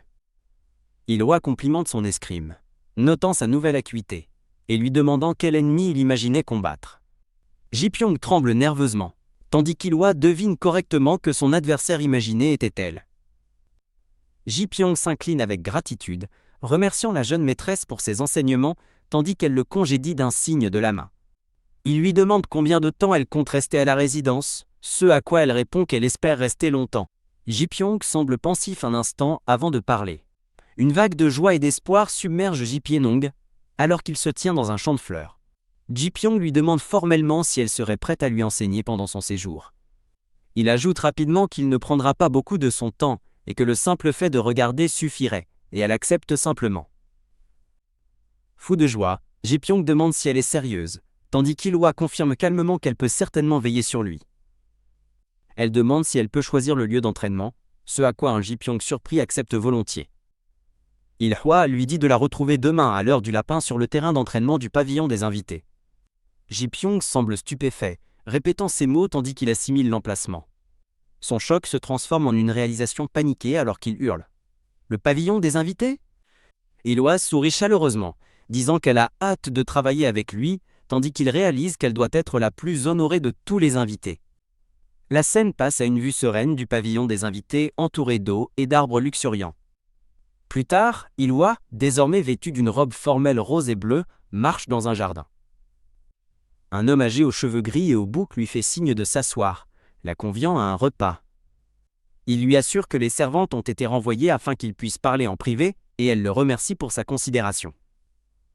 Il lui demande des nouvelles de ses blessures, et elle répond que ses sens sont émoussés, donc elle ne ressent aucune douleur. Il semble inquiet, lui demandant ce qu'elle veut dire par ses sens émoussés. Tandis qu'elle mange, elle explique qu'elle a failli mourir quand elle avait 5 ans. Elle poursuit, disant que quelqu'un lui a forcé son énergie interne pour la sauver, ce qui lui a fait perdre ses souvenirs et ses sens. Tout en savourant le délicieux repas, elle se demande si cette nourriture de haute qualité est ce qui fait briller les enfants de la famille. L'homme demande soudainement si celui qui l'a sauvée était le maître de Haoro. Il la fixe d'un regard perçant et intense, attendant sa réponse. Son expression est sérieuse et inflexible, tandis qu'il attend qu'elle parle. Elle confirme tranquillement qu'il a raison, et il exige immédiatement de savoir pourquoi elle l'a trahi. Iloa est prise au dépourvu par sa question soudaine et accusatrice. L'homme déclare que la famille Namgung ne peut pas les vaincre et ne survivra pas à une confrontation directe. Il se penche en avant, lui demandant si elle est sincère, ce à quoi elle répond oui, ajoutant qu'elle agira elle-même, mais il reste dubitatif. Elle lui dit qu'il pourrait tuer la moitié de leur direction, mais mourrait dans le processus, puis demande ce qui se passerait si 5 d'entre eux venaient. Il ricane légèrement, rejetant ces mots comme une fantaisie sans fondement. Assise à table, Seolwa trace pensivement son doigt sur la surface. Son doigt écrit un caractère sur la table en bois. Une réalisation s'impose à Seolwa alors qu'elle couvre sa bouche sous le choc. Son père parle sombrement d'une puissante malédiction de restriction. Il explique que la malédiction est une technique qui fait vomir du sang et mourir une personne si elle révèle certaines informations. Un souvenir montre un homme s'effondrant, les mains couvertes de sang, victime de la malédiction. Le serviteur réalise que leur ennemi n'est pas seulement une faction impitoyable, mais une qui a acculé la famille Namgung, craignant qu'une vague déferlante ne se prépare. Surplombant le domaine familial, il pressent une vague de sang. Chang explique à Seolwa qu'un tel pouvoir est resté caché, parce que les espions dissimulent leur existence et trompent tout le monde. Ses yeux se plissent, alors qu'il réalise gravement la menace des espions au sein de leur clan. Avec une expression sombre, Seolhwa demande à son père s'il la croit toujours. Chae lui pose une seule question. Quelle est sa raison de revenir dans la famille Namgung? Elle déclare que son intention est d'empêcher la chute des Namgung, ce qui pousse son père à demander pourquoi. Seolhwa lève les yeux, son expression emplie d'une sincère surprise face à sa question. Chae Mong-un ferme les yeux et lâche un pensif. Il admet qu'il est difficile de croire tout ce qu'elle dit et qu'il observera ses actions pour voir ses véritables intentions. Se tenant avec autorité, Chang-un déclare qu'en tant que seigneur de la famille, il l'arrêtera si elle agit d'une manière qui leur nuirait. Il parle avec conviction, ses mots portant le poids de sa position. Seolhwa écoute, son regard stable, alors qu'elle reçoit sa déclaration. Adoucissant son ton, il promet de devenir le grand ciel sur lequel elle pourra compter. Avec un regard de résolution solennelle, Chang-un lui donne sa parole. La scène se déplace vers une rue animée de la ville la nuit, illuminée par d'innombrables lanternes lumineuses. Sur un toit, un homme aux cheveux roux masqués parle du dieu du vent et du tonnerre. Son subordonné rapporte que la jeune maîtresse, Ilhwa, savait que les hommes du dieu du vent et du tonnerre avaient tué ses poursuivants mais ne l'a pas empêché. L'homme masqué prend une gorgée, songeant qu'il était certain que tous ses souvenirs avaient été effacés. Le subordonné, Powell, demande s'il devrait se débarrasser discrètement de l'enfant pour sa trahison, mais l'homme masqué demande de qui il parle. L'homme masqué ricane, questionnant avec confiance si cet enfant croit vraiment pouvoir s'échapper à sa guise. Un sourire sinistre se dessine sur son visage, ses yeux rouges luisent dans l'obscurité. Il considère la vie de ses subordonnés tombée comme un prix dérisoire à payer pour obtenir l'enfant. Il demande à son subordonné, Powell, s'il est insatisfait, et Powell s'incline rapidement, assurant à son maître que non. L'homme masqué se tourne pour partir, ses longs cheveux flottant tandis que Powell le suit. Il lève les yeux avec un regard déterminé. Décidant qu'il doit préparer un cadeau, il s'élance dans la nuit. La scène transite vers une soirée paisible près d'un étang tranquille. Une femme aux cheveux verts s'agenouille devant Seolhwa, l'examinant avec une énergie douce et lumineuse. L'examen terminé, la femme aux cheveux verts se lève et regarde Seolhwa. Elle rapporte à Chang-un que Seolhwa porte bien des traces d'une malédiction de restriction. Chang-un observe attentivement, demandant si elle peut le retirer. La femme aux cheveux verts explique que la malédiction se défera d'elle-même avec le temps. Elle précise qu'au moment où leurs ennemis se révéleront, la restriction devrait être levée, et leur nom sera connu. Chang-un avertit Seolhwa de ne pas prendre cela à la légère, car sa vie est en jeu, et elle promet d'être prudente. Il s'enquiert d'autres problèmes, révélant que ses propres sens sont émoussés, et expliquant à quel point il est dangereux pour un artiste martial de ne pas pouvoir ressentir la douleur. Il s'inquiète que Seolhwa ait perdu sa capacité à évaluer les blessures, rendant sa survie dans le monde impitoyable des arts martiaux presque impossible. Pressant pour plus d'informations, Shanungin demande à la femme aux cheveux verts ce qu'elle a d'autre découvert. La femme spécule que l'état de Seolhwa est dû à l'épuration complète de son énergie interne précédente. Cheong-un dit à Seolhwa de rester immobile, tandis qu'il pose une main sur son épaule pour examiner son corps avec sa propre énergie interne. Une brillante aura bleue éclate autour de Seolhwa alors que son énergie afflue en elle, révélant la forme d'un magnifique dragon. L'énergie du dragon céleste tourbillonne intensément autour d'elle, rayonnant d'une immense puissance. Une fois l'énergie dissipée, Chang-un regarde sa fille avec un regard de profonde compréhension. Tenant doucement son bras, il lui dit qu'elle est vraiment revenue, traversant une vaste étendue de temps. Le vieil homme tient Ilhwa, lui demandant si les 8 dernières années ont été cruelles avant de l'accueillir chaleureusement. Il remarque tristement qu'il est dommage qu'elle n'ait pas pu voir son père quand il était en meilleure santé. Surprise, Ilhwa se retourne alors qu'une voix masculine crie urgemment « Jeune maître Il !» L'homme continue de crier de panique, s'exclamant qu'ils n'ont même pas encore signalé son arrivée au chef de famille. Le vieil homme soupire devant ce timing terrible, notant que le nouveau venu a dû se précipiter. Un homme aux longs cheveux noirs, vêtu de bleu et de fourrure, arrive tandis qu'un serviteur se précipite vers lui, appelant toujours « Jeune maître Il !» Ilhwa lève les yeux sous le choc, les yeux écarquillés, alors qu'elle reconnaît l'homme qui s'approche d'elle.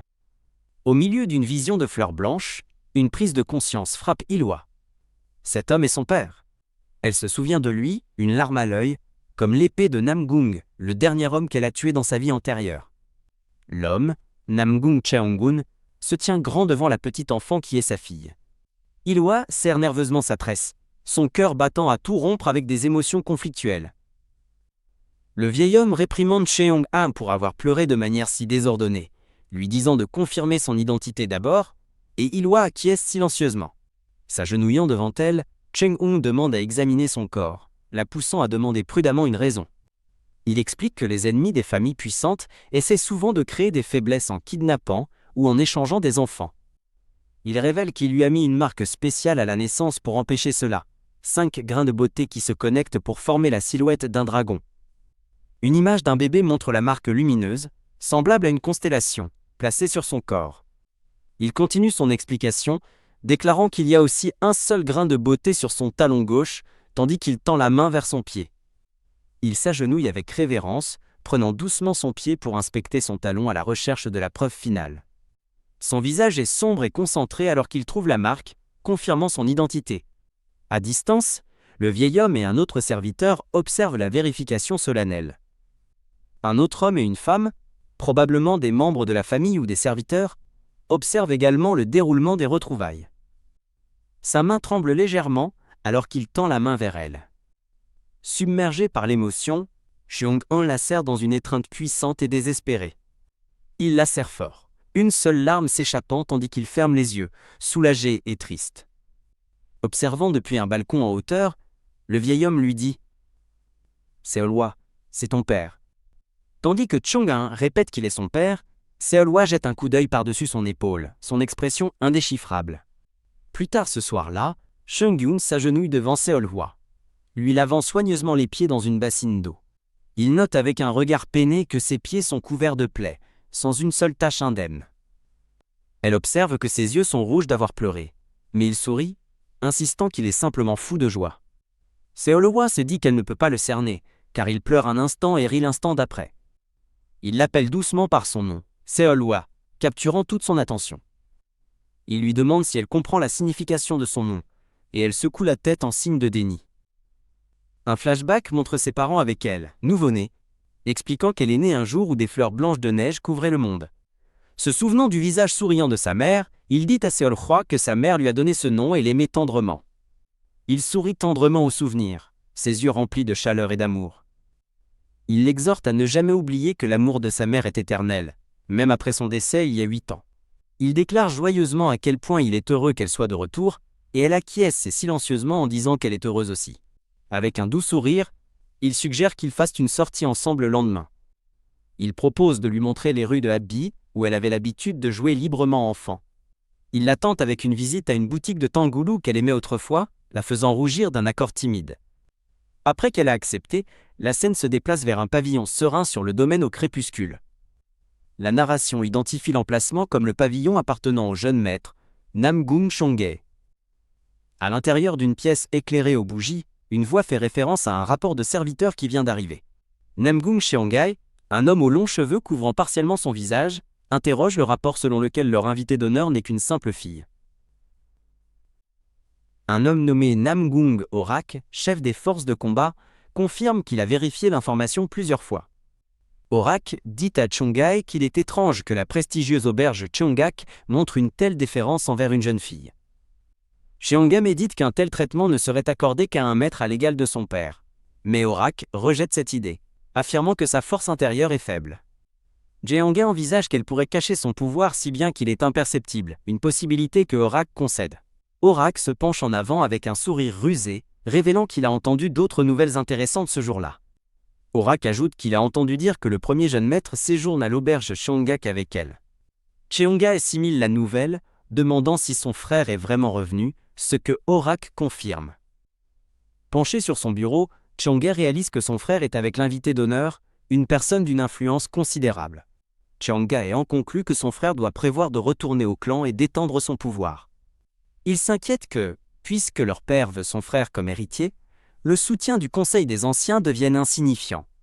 Horak rassure un Cheongae inquiet, lui disant de ne pas s'inquiéter car ce n'est pas le genre de rencontre qu'il imagine.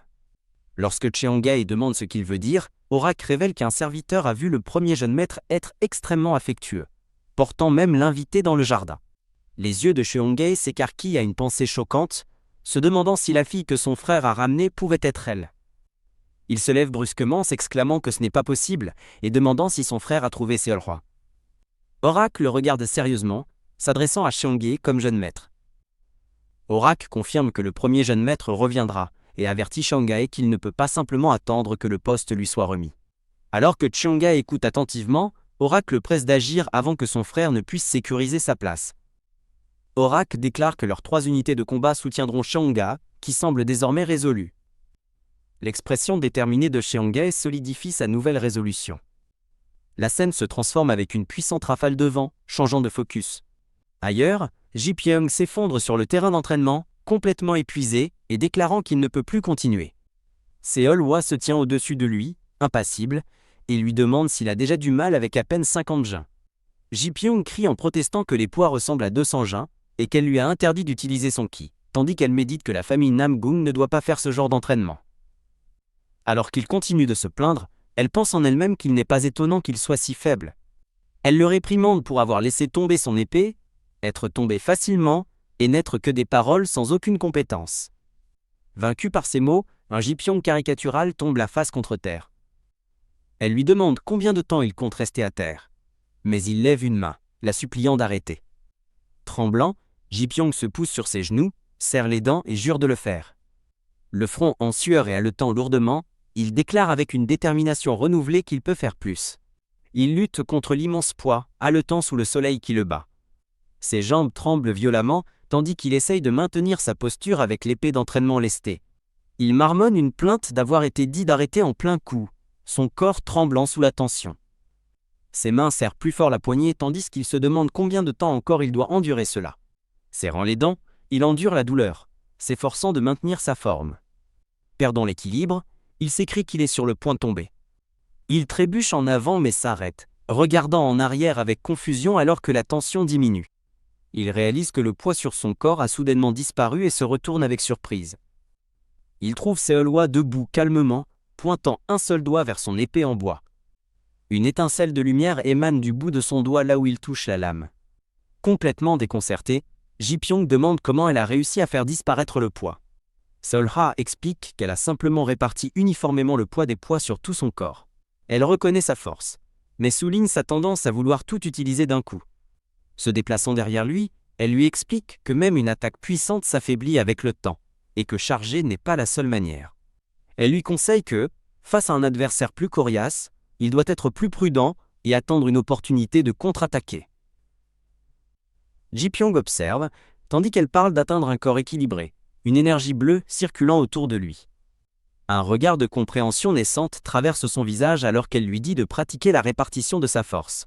En un éclair, elle lui arrache l'épée des mains et le fait s'écraser au sol, annonçant la fin de la leçon du jour. Ji Pyong est allongé sur le sol, toussant et haletant pour l'air après l'intense session. Il tremble en se relevant lentement, clairement vidé par l'entraînement. Il s'incline profondément devant Seol-hwa, remerciant sa jeune héroïne pour ses conseils, et sentant qu'il a entrevu un nouveau niveau de pouvoir. Alors qu'il est encore incliné, elle lui demande si l'entraînement a été trop difficile pour lui. Elle sourit, lui disant qu'une fois qu'il y sera habitué, il devrait pouvoir soulever 500 jins avec un seul bras. Stupéfait, Ji Pyong demande avec hésitation combien de poids elle peut soulever elle-même. Seol-hwa déclare nonchalamment qu'elle porte 300 jins en ce moment, laissant Ji Pyong sans voix alors qu'il calcule le total impossible. Elle lui dit ensuite d'amener tout autre guerrier qui souhaite s'entraîner demain, car cela remonterait le moral de tous. Seol-hwa demande avec assurance s'il serait possible d'amener les autres guerriers, et Ji Pyong accepte avec joie. Stupéfait, Ji Pyong se demande à quel point les autres doivent être faibles et réalise que Seol-hwa doit être une maîtresse ayant atteint l'unité du corps et de l'épée. Son monologue intérieur se poursuit, stupéfait qu'une maîtresse aussi rare leur enseigne, et réalisant que c'est l'occasion parfaite pour tous de devenir plus forts. Les yeux pleins d'étoiles, un Ji Pyong rougissant serre sa poitrine, son cœur battant d'admiration. Ji Pyong promet avec empressement d'amener tout le monde, et Seol-hwa lui dit nonchalamment d'en amener autant qu'il le peut. Sur une vue d'une chaîne de montagnes verdoyantes, la voix de Ji Pyong résonne avec enthousiasme. « Oui, beaucoup !» Alors qu'il s'éloigne du terrain d'entraînement, Ji Pyong lève les bras en un cri de triomphe. La scène passe à une rue animée remplie de monde. Le lendemain, Cheong-gun, portant un chapeau voilé, tient la main de Seol-hwa et lui dit de rester prêt, ce qu'elle confirme silencieusement. Les yeux de Seol-hwa s'illuminent d'une idée, alors qu'elle annonce qu'elle connaît un bon restaurant. Xiang'an la regarde avec une expression curieuse, s'interrogeant sur son choix. Un bol de nouilles fumant et appétissant est présenté, signalant leur arrivée au restaurant. Assis à une table, Cheong-un remercie Saolwa, heureux de goûter à nouveau à cette nourriture après si longtemps. Elle lui offre une boulette vapeur d'un panier, lui disant poliment de manger. Acceptant humblement ses remerciements, Saolwa commence à siroter ses nouilles.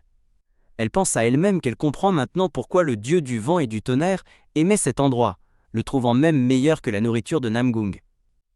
En regardant les paniers vapeur de boulettes, elle se demande pourquoi elle n'a jamais connu cet endroit dans sa vie passée, concluant qu'il n'existait probablement pas à l'époque. Chen sourit chaleureusement et lui tapote doucement la tête, encourageant son enfant à bien manger et à grandir. Une agitation interrompt leur repas alors qu'un homme crie au sujet du paiement, et Cheong-un se retourne avec un regard sévère. Un groupe d'hommes rustres harcèle l'épicière âgée, prétendant avoir encore oublié leur bourse, une phrase que la commerçante dit avoir entendue des dizaines de fois. Crash. L'un des hommes donne un coup de pied dans une table, exigeant que la commerçante paye immédiatement leur note en retard. L'homme saisit la vieille femme, lui demandant agressivement si elle sait qui ils sont, tandis qu'elle insiste qu'elle le sait. La femme déclare que tout le monde connaît les guerriers de Namgung, ce qui assombrit l'expression de Cheong-un. Après avoir été jetée au sol, la femme déclare que la paix de Hefei est due au guerrier Namgung.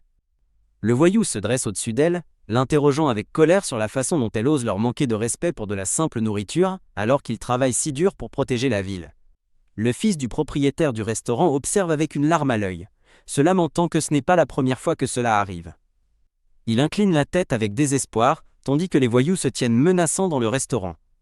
Le chef des voyous rit d'un air moqueur, demandant s'il n'aurait pas été préférable d'accepter dès le début. Promettant d'apporter l'argent la prochaine fois, les voyous s'en vont, complimentant nonchalamment la nourriture en partant. La porte du restaurant claque en partant. Le fils se précipite vers son père, tombé au milieu des plats brisés, et lui demande s'il va bien. Un autre homme suggère de les signaler au magistrat, mais le fils rejette l'idée, sachant que le magistrat ne prendrait jamais parti contre les guerriers Namgung. Jamun se lève doucement de son siège, attirant l'attention de Saolwa. Il dit à Saolwa de rester là pendant son absence, mais elle pense que de toute façon il a déjà posté des gardes à l'extérieur pour qu'elle ne puisse pas partir. Tandis qu'il s'éloigne, elle rumine intérieurement qu'il doit aller punir ces hommes pour avoir utilisé sans vergogne le nom de Namgung. Le bruit de la porte coulissante marque son départ. L'assistant de Cheong-un rapporte qu'il a découvert l'identité des voyous et leur a ordonné de rentrer chez eux et de rester en isolement.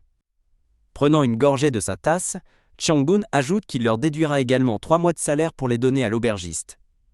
De retour à table, Saolwa demande ce qu'il a fait d'autre et est surprise quand il dit que c'est tout. Elle demande pourquoi il ne leur couperait pas les mains ou les langues, et il la regarde, perplexe face à la suggestion. Il semble choqué lorsqu'elle déclare simplement que, puisqu'ils ont déshonoré le nom de la famille avec des paroles trompeuses, leurs langues doivent être coupées. Saolwa pense que si le culte du sang agirait différemment, le Namgung est une secte juste. Il refuse de les mutiler, expliquant que cela ruinerait leur vie de guerrier et de personne, mais elle répond froidement que c'est le but d'une punition. Il soutient que chacun devrait avoir une chance de corriger ses erreurs, une idée qui laisse Saolwa sans voix. Son père la regarde avec une expression pensive, presque sombre. Les yeux de Cheong-un se plissent tandis qu'il observe silencieusement sa fille. Plus tard, Saolwa grignote joyeusement un tangoulou, tandis qu'elle et son père poursuivent leur promenade à travers la ville. Une marchande les interpelle avec enthousiasme, leur montrant de nouveaux et jolis articles qui viennent d'arriver. Cheong-un demande à Saolwa si elle aimerait voir un bracelet, mais elle lui rappelle qu'il lui a déjà acheté un accessoire pour cheveux. L'homme au chapeau voilé suggère qu'il manque quelque chose, mais la jeune fille lui rappelle qu'il lui a déjà acheté des chaussures et une bague, pensant que tout ira bien ensemble. Tenant une brochette de fruits confits, la jeune fille détourne le regard avec une expression agacée, pensant « Ah, quel ennui !» La jeune fille attire son attention en l'appelant père, et l'homme au chapeau voilé se tourne avec un interrogatif « Hachem ?» Levant les yeux vers son père, elle lui demande s'il y a des toilettes à proximité qu'elle pourrait utiliser.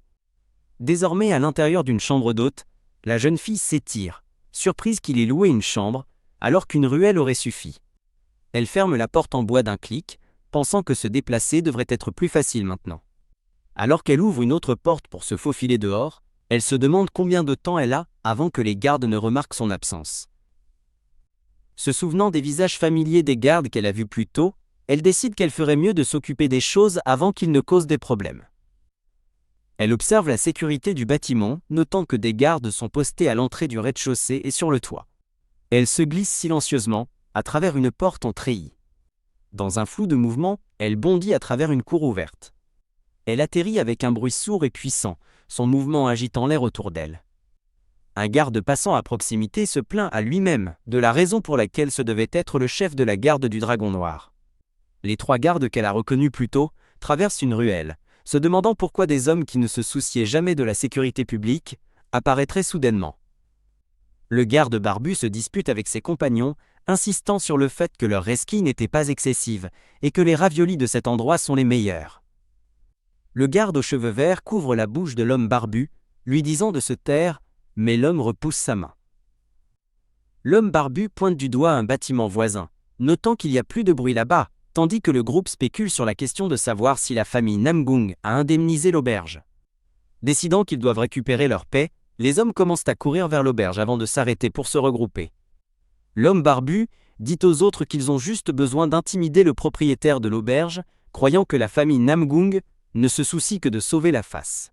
Il sourit sournoisement tandis que son compagnon convient que sa logique est sensée. Le garde aux cheveux verts jette un coup d'œil autour d'un coin pour voir si la famille Namgung est partie, mais sa vue est bloquée par un pilier. Il se fige sur place, ses mains tremblantes, alors qu'il perd le contrôle de son corps. Les 2 autres gardes regardent avec horreur, se demandant qui aurait pu maîtriser leur supérieur si facilement. Debout au-dessus des hommes incapacités, la jeune fille s'adresse à 2 d'entre eux par leur nom, Il-ryong et Sam-bong. Elle les regarde avec une expression sérieuse, se demandant pourquoi ils agissent en tant que guerriers pour le clan Namgung. Elle les accuse d'être des mercenaires qui feront n'importe quoi pour de l'argent et qui ont menti pour devenir gardes, juste pour continuer leur exploitation. Elle se souvient qu'avant de rejoindre la secte de sang dans leur vie passée, elle avait entendu dire qu'ils étaient des voleurs dans la forêt verte. Pensant à son père, elle s'excuse, concluant que ces hommes sont du genre à ne jamais changer, et qu'ils trahiraient tout le monde pour rejoindre la secte de sang. Regardant les 3 hommes, elle déclare qu'ils ne méritent pas une chance de réfléchir et qu'elle veut les tuer sur le champ. L'homme aux cheveux verts lève les yeux avec terreur, alors qu'elle déclare que, parce qu'ils se trouvent sur les terres de la famille Namgung, elle les épargnera.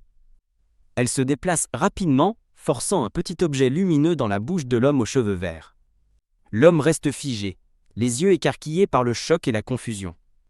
Il s'étouffe, se demandant ce qu'il vient de manger, tandis que la jeune fille clarifie froidement qu'elle lui a épargné la vie, mais n'a jamais dit qu'elle le laisserait partir. L'homme aux cheveux verts tremble, réalisant avec horreur qu'elle l'a empoisonné avec du godoc. Une illustration montre 2 figures semblables à des insectes en tenue de mariage, expliquant que les victimes sont maintenant un seul corps et partageront toute la douleur. Alors que les hommes transpirent de peur, la jeune fille sourit d'un air narquois et propose d'en tuer un pour confirmer son affirmation. Absolument pas, hurlent les hommes à l'unisson, tremblant de peur, tandis que la jeune fille lâche un humph dédaigneux.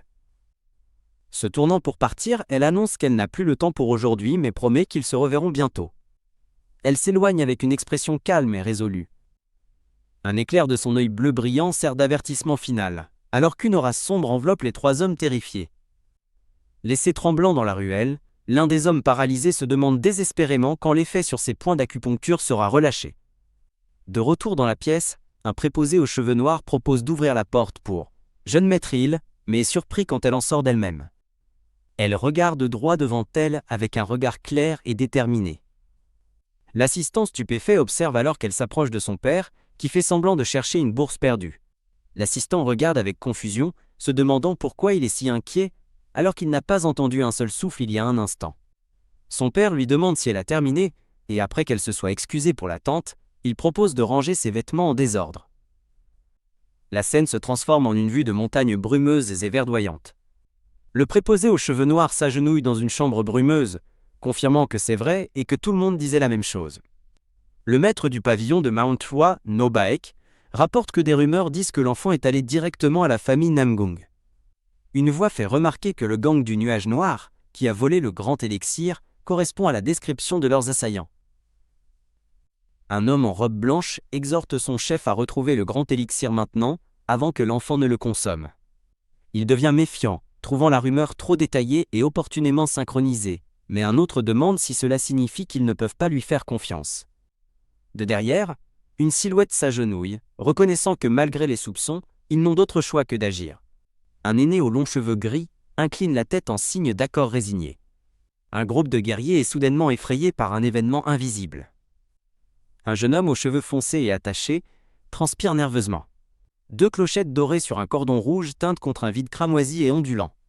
À l'intérieur du vide, Seolwa lutte violemment contre une masse tourbillonnante de rubans rouges épais. « Zut !» crie-t-elle, serrant les dents, tandis qu'elle tire désespérément sur les brins rouges qui l'enserrent. Une décharge d'énergie ou de douleur traverse la scène alors qu'elle est submergée.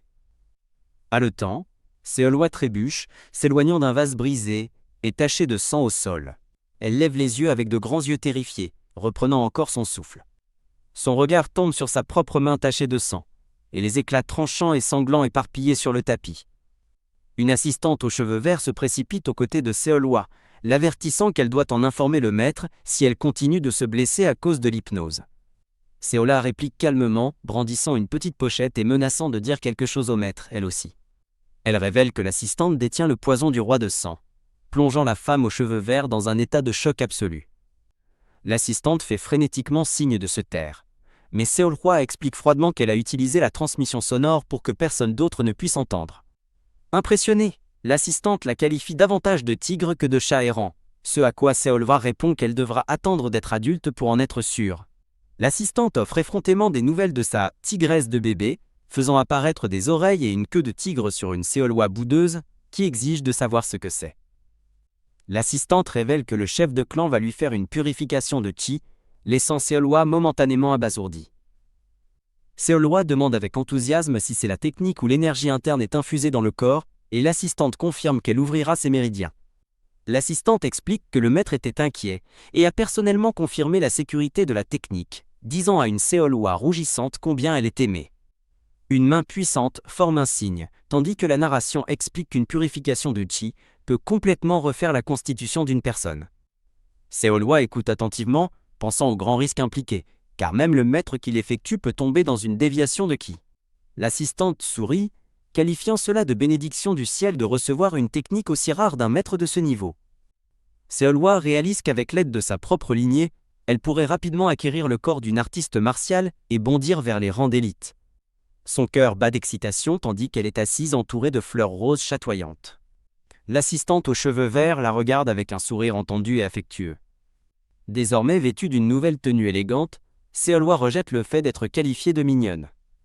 Alors qu'elle monte un escalier, elle se demande pourquoi tout le monde, des gardes à Chorion, continue de l'appeler mignonne. Avec un air pensif, elle se demande si tous les membres de la famille Namgung sont aussi particuliers. S'approchant d'une salle à manger, elle pense que être convoquée à chaque repas est un peu excessif. À l'intérieur, une voix se vante d'avoir donné une raclée à certaines personnes, demandant à son père des éloges devant une table de nourriture. L'homme, en robe blanche, Chenaon, se fait dire par son frère aîné de calmer son tempérament, mais il rétorque qu'il ne lui demandait pas. Cheolon-san se plaint que son frère aîné, Cheolon Gayung, s'en prend toujours à lui. Yoli-Roa se tient juste devant l'entrée, hantée par le souvenir des voix de personnes qu'elle a jadis tuées. En regardant la scène à l'intérieur, elle considère sombrement la réalité de devoir devenir famille avec ces gens. Un homme avec une barbiche et un chignon noir s'approche par derrière, lui demandant pourquoi elle n'entre pas. Il offre un sourire chaleureux et amical. Il explique qu'il aime le son des rires, ce qui la pousse à demander de quel son il parle. Debout à ses côtés, il avoue n'avoir jamais mangé en famille auparavant, donc ce sentiment lui est également étranger. Seolwa se remémore son passé avec le culte du démon de sang, où les liens n'étaient qu'un prétexte à la trahison, et elle ne ressentait rien à leur mort. Elle demande doucement à l'homme ce qui se passe quand une famille meurt.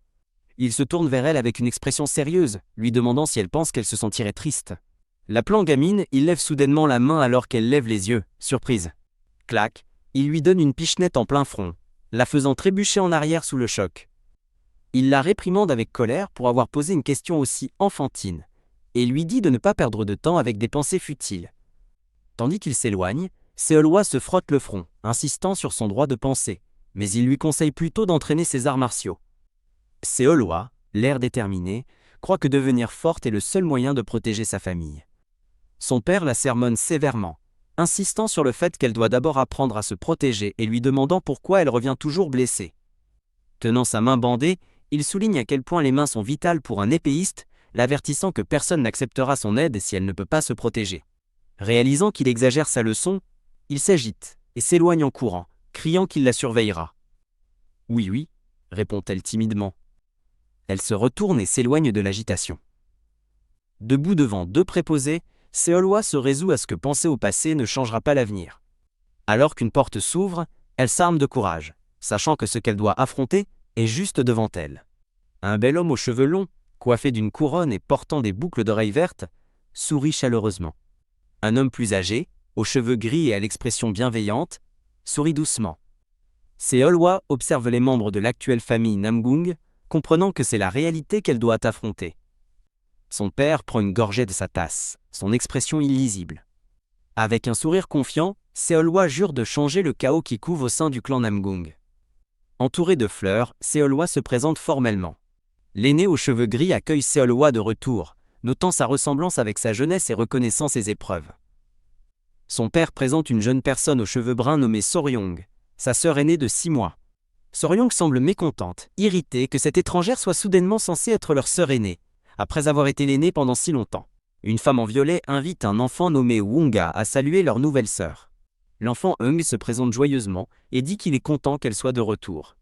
Seolhwa sourit chaleureusement et remercie le jeune garçon. Un homme en robe blanche exprime son choc, réalisant que Seolhwa était l'invitée mystérieuse au pavillon de l'invité céleste. Kueok. Il devient excessivement émotif, se rappelant l'avoir portée sur son dos quand elle était enfant et exprimant son soulagement et son choc devant son retour en bonne santé. Une femme aux boucles d'oreilles vertes sourit, faisant remarquer la belle jeune femme qu'est devenue Seolhwa. Elle présente ensuite une petite fille aux tresses, Hwarin, quelqu'un que Seolhwa n'a jamais rencontré. Hwarin est encouragée à saluer sa sœur, mais elle enfouit timidement son visage dans les genoux de sa mère. Seolhwa les rassure en disant que tout va bien, car elles auront amplement le temps de se rapprocher en vivant ensemble. Hwarin touche curieusement sa mère à table. La mère explique que Hwarin offre un morceau de nourriture à sa nouvelle sœur, laissant Seolhwa momentanément surprise. Hwarin se cache timidement derrière les vêtements de sa mère, après avoir fait le geste. L'aîné aux cheveux gris sourit à la scène, et annonce qu'il rapportera officiellement le retour de Seolhwa lors de la réunion des anciens demain, demandant à tous de prendre soin d'elle. Alors que son père est d'accord, l'homme en robe blanche promet avec enthousiasme à Seolhwa plus de promenades à Dodan. Le père de Seolhwa plaisante en disant qu'elle peut même lui arracher les cheveux sans se plaindre, tandis que l'aîné se prépare à parler. L'aîné tient sa tasse et annonce qu'il a une décision de ce matin à partager avec eux tous. À la tête de la table, il fait une déclaration stupéfiante, il effectuera le Beolmosesu sur Seolhwa. Le père de Seolhwa tourne la tête sous le choc à l'annonce. Il pose une main sur l'épaule de Seolhwa, demandant à son père s'il parle du légendaire Beolmosesu. L'aîné le confirme, et Seolhwa déclare doucement qu'elle voulait juste être sûre de l'avoir bien entendu. Son père s'objecte immédiatement, déclarant que le rituel est beaucoup trop dangereux. Il soutient qu'en tant que pilier de la famille, la santé de son père pourrait en pâtir si quelque chose tournait mal. L'aîné rejette sa préoccupation comme un doute sur ses compétences, mais le fils insiste qu'il ne s'inquiète que d'une infime chance de malheur. Impassible, l'aîné se demande comment on peut accomplir quoi que ce soit si l'on craint toujours le malheur, indiquant clairement que sa décision est déjà prise. Son père s'inquiète que cela éloigne encore plus le rêve de Soryong de devenir la prochaine chef de famille, tandis que Soryong tremble. L'homme en robe blanche intervient, qualifiant le rituel de cadeau de bienvenue excessif, et se demandant si l'enfant le désire même. L'aîné déclare fermement qu'en tant que son grand-père, il n'y a rien qu'il ne ferait pas pour la petite fille qui est revenue vivante après 8 ans. Une dispute s'ensuit, l'homme en blanc accusant l'aîné de traiter la fortune envoyée du ciel trop légèrement, tandis que l'aîné insiste sur le fait que la famille est le lien le plus fort. La femme aux boucles d'oreilles vertes frappe la table, demandant avec colère pourquoi il ne l'a jamais fait pour eux, ou du moins pour sa fille Hwarin. L'aîné lui rend son regard avec une expression inflexible et sévère. Les autres membres de la famille observent, leur visage rempli d'inquiétude et d'appréhension. Clac. L'aîné met fin au repas et ordonne à Seolhwa de le suivre, ignorant la protestation de son père alors qu'elle se lève. Le reste de la famille ne peut que regarder en silence stupéfait tandis que les deux partent. La tenant par la main, l'aîné conduit une silencieuse Seolhwa à travers les portes ornées. Seolhwa regarde avec une expression nerveuse, une perle de sueur coulant sur sa joue. Son grand-père, l'aîné, la regarde et lui demande si elle craint de causer des problèmes par sa présence. S'avançant, Seolhwa admet qu'elle était inquiète, car tout le monde semblait avoir du mal à accepter son arrivée. L'aîné se tourne vers elle, expliquant qu'il n'a jamais discuté de la succession pendant l'absence de son père et craint maintenant que d'autres le voient comme sans cœur. Il déplore que ceux qui manquent de capacité et de sens de leur propre place ne puissent jamais ressembler au ciel. Une Seolhwa confuse le regarde, s'interrogeant sur sa mention soudaine du ciel. L'aîné lui demande si elle sait pourquoi les gens comparent le clan Namgung au ciel, et elle considère silencieusement la question. Un flashback révèle un épéiste solitaire et ensanglanté se tenant ferme, incarnant un esprit qui préférerait affronter la défaite plutôt que de céder.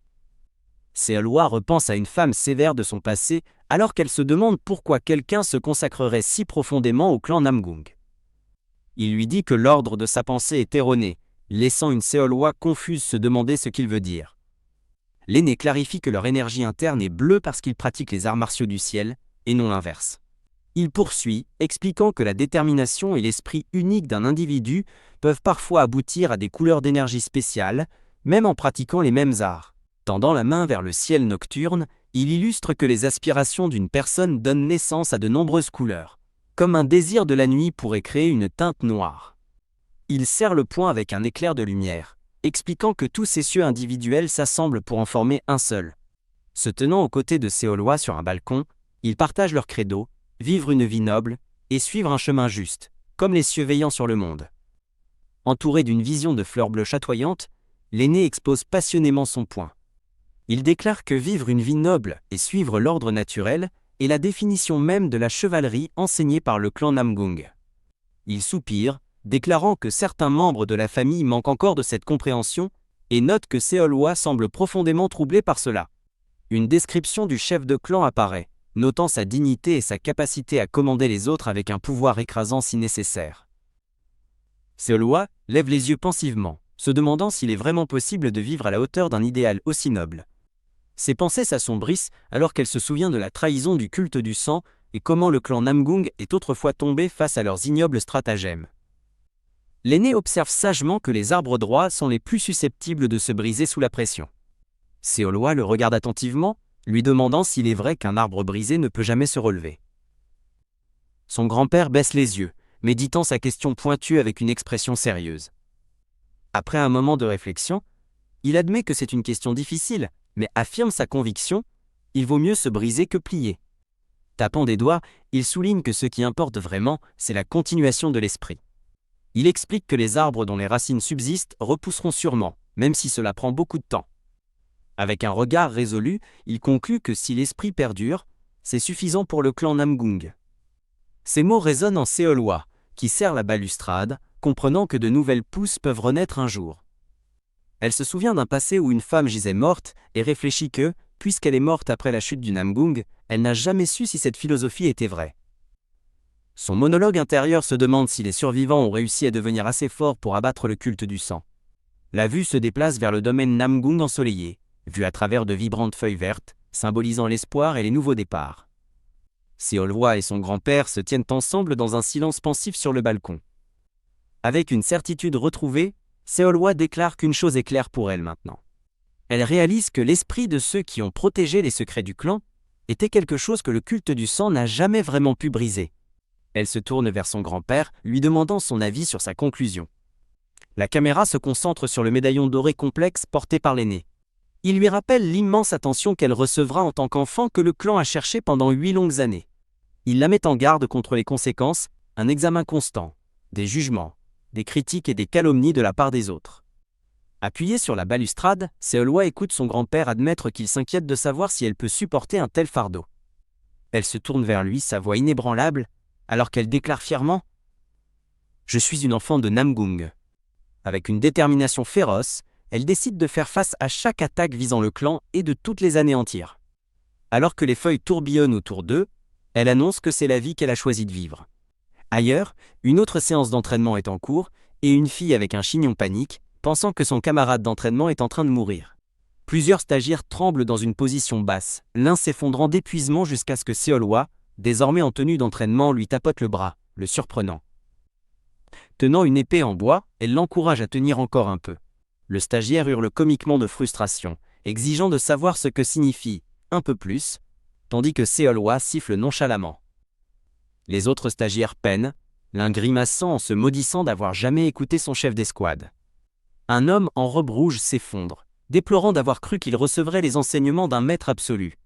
Un jeune homme avec un bandeau surmonte son épuisement, se plaignant intérieurement que c'est de la torture, et non un enseignement d'une petite gamine, alors qu'il compte ses pompes. Toujours en difficulté, il halète tandis qu'il continue de compter jusqu'à 1000. La sueur perle sur son visage alors qu'il s'efforce d'atteindre 999. Avec un dernier cri, il annonce triomphalement avoir atteint 1000. URGH. Les hommes en robe rouge s'effondrent en un tas, criant d'épuisement tandis que Seolhwa les observe. Les stagiaires sont éparpillés sur le sol, haletant et cherchant leur souffle, complètement épuisés. Le jeune homme avec le bandeau s'effondre aux pieds de Seolhwa, gémissant de douleur. Seolhwa le regarde avec une expression neutre et lui demande s'il a terminé. Il confirme avoir terminé les 1000 répétitions et Seolhwa observe sa toux avec une fausse préoccupation. Le jeune homme est totalement choqué lorsqu'elle commente qu'elle s'attendait à ce qu'il termine 1000 répétitions facilement. Elle suggère ensuite d'ajouter des poids sur son dos la prochaine fois, l'horrifiant, lui et les autres stagiaires, avec ses idées d'entraînement maléfiques. Halètement. Elle se tourne vers les autres et suggère qu'ils ajoutent des poids à leurs cuisses, envoyant une vague de terreur à travers eux. Un stagiaire demande nerveusement au jeune héros si ce genre d'entraînement les tuera. Seolhwa rassure calmement les hommes terrifiés, leur disant qu'une si petite quantité d'entraînement ne les tuera pas. Les stagiaires se tiennent dans un silence stupéfait et désespéré, une aura sombre planant sur eux. Tandis qu'une Seolhwa confuse les regarde, les hommes décident à l'unanimité d'abandonner, la traitant de démon et abandonnant tout espoir. Seolhwa les interrompt, leur disant qu'avec cet entraînement, ils pourraient tous rapidement devenir des guerriers de la cour intérieure. Plein d'espoir, ils demandent si c'est vraiment possible pour eux. Elle le confirme, déclarant que la capacité est forgée par l'entraînement. Le jeune homme avec le bandeau réalise que ses paroles doivent être vraies, car elle est une invitée d'honneur du pavillon des invités célestes. Maintenant remplis d'une détermination renouvelée, les hommes crient qu'il n'y a rien qu'ils ne pourraient faire en tant que guerriers de la cour intérieure. Seolhwa demande s'ils peuvent en faire plus, et ils acceptent avec enthousiasme un autre homme demandant à se joindre à eux. Le jeune homme avec le bandeau se porte également volontaire, mais s'arrête ensuite pour demander à Seolhwa si elle ignore quelque chose. Seolhwa se tourne pour faire face aux hommes, qui la regardent maintenant avec des expressions inquiètes. Avec un regard sombre, le jeune homme commence à expliquer que peu importe à quel point ils développent leurs capacités, il y a un problème.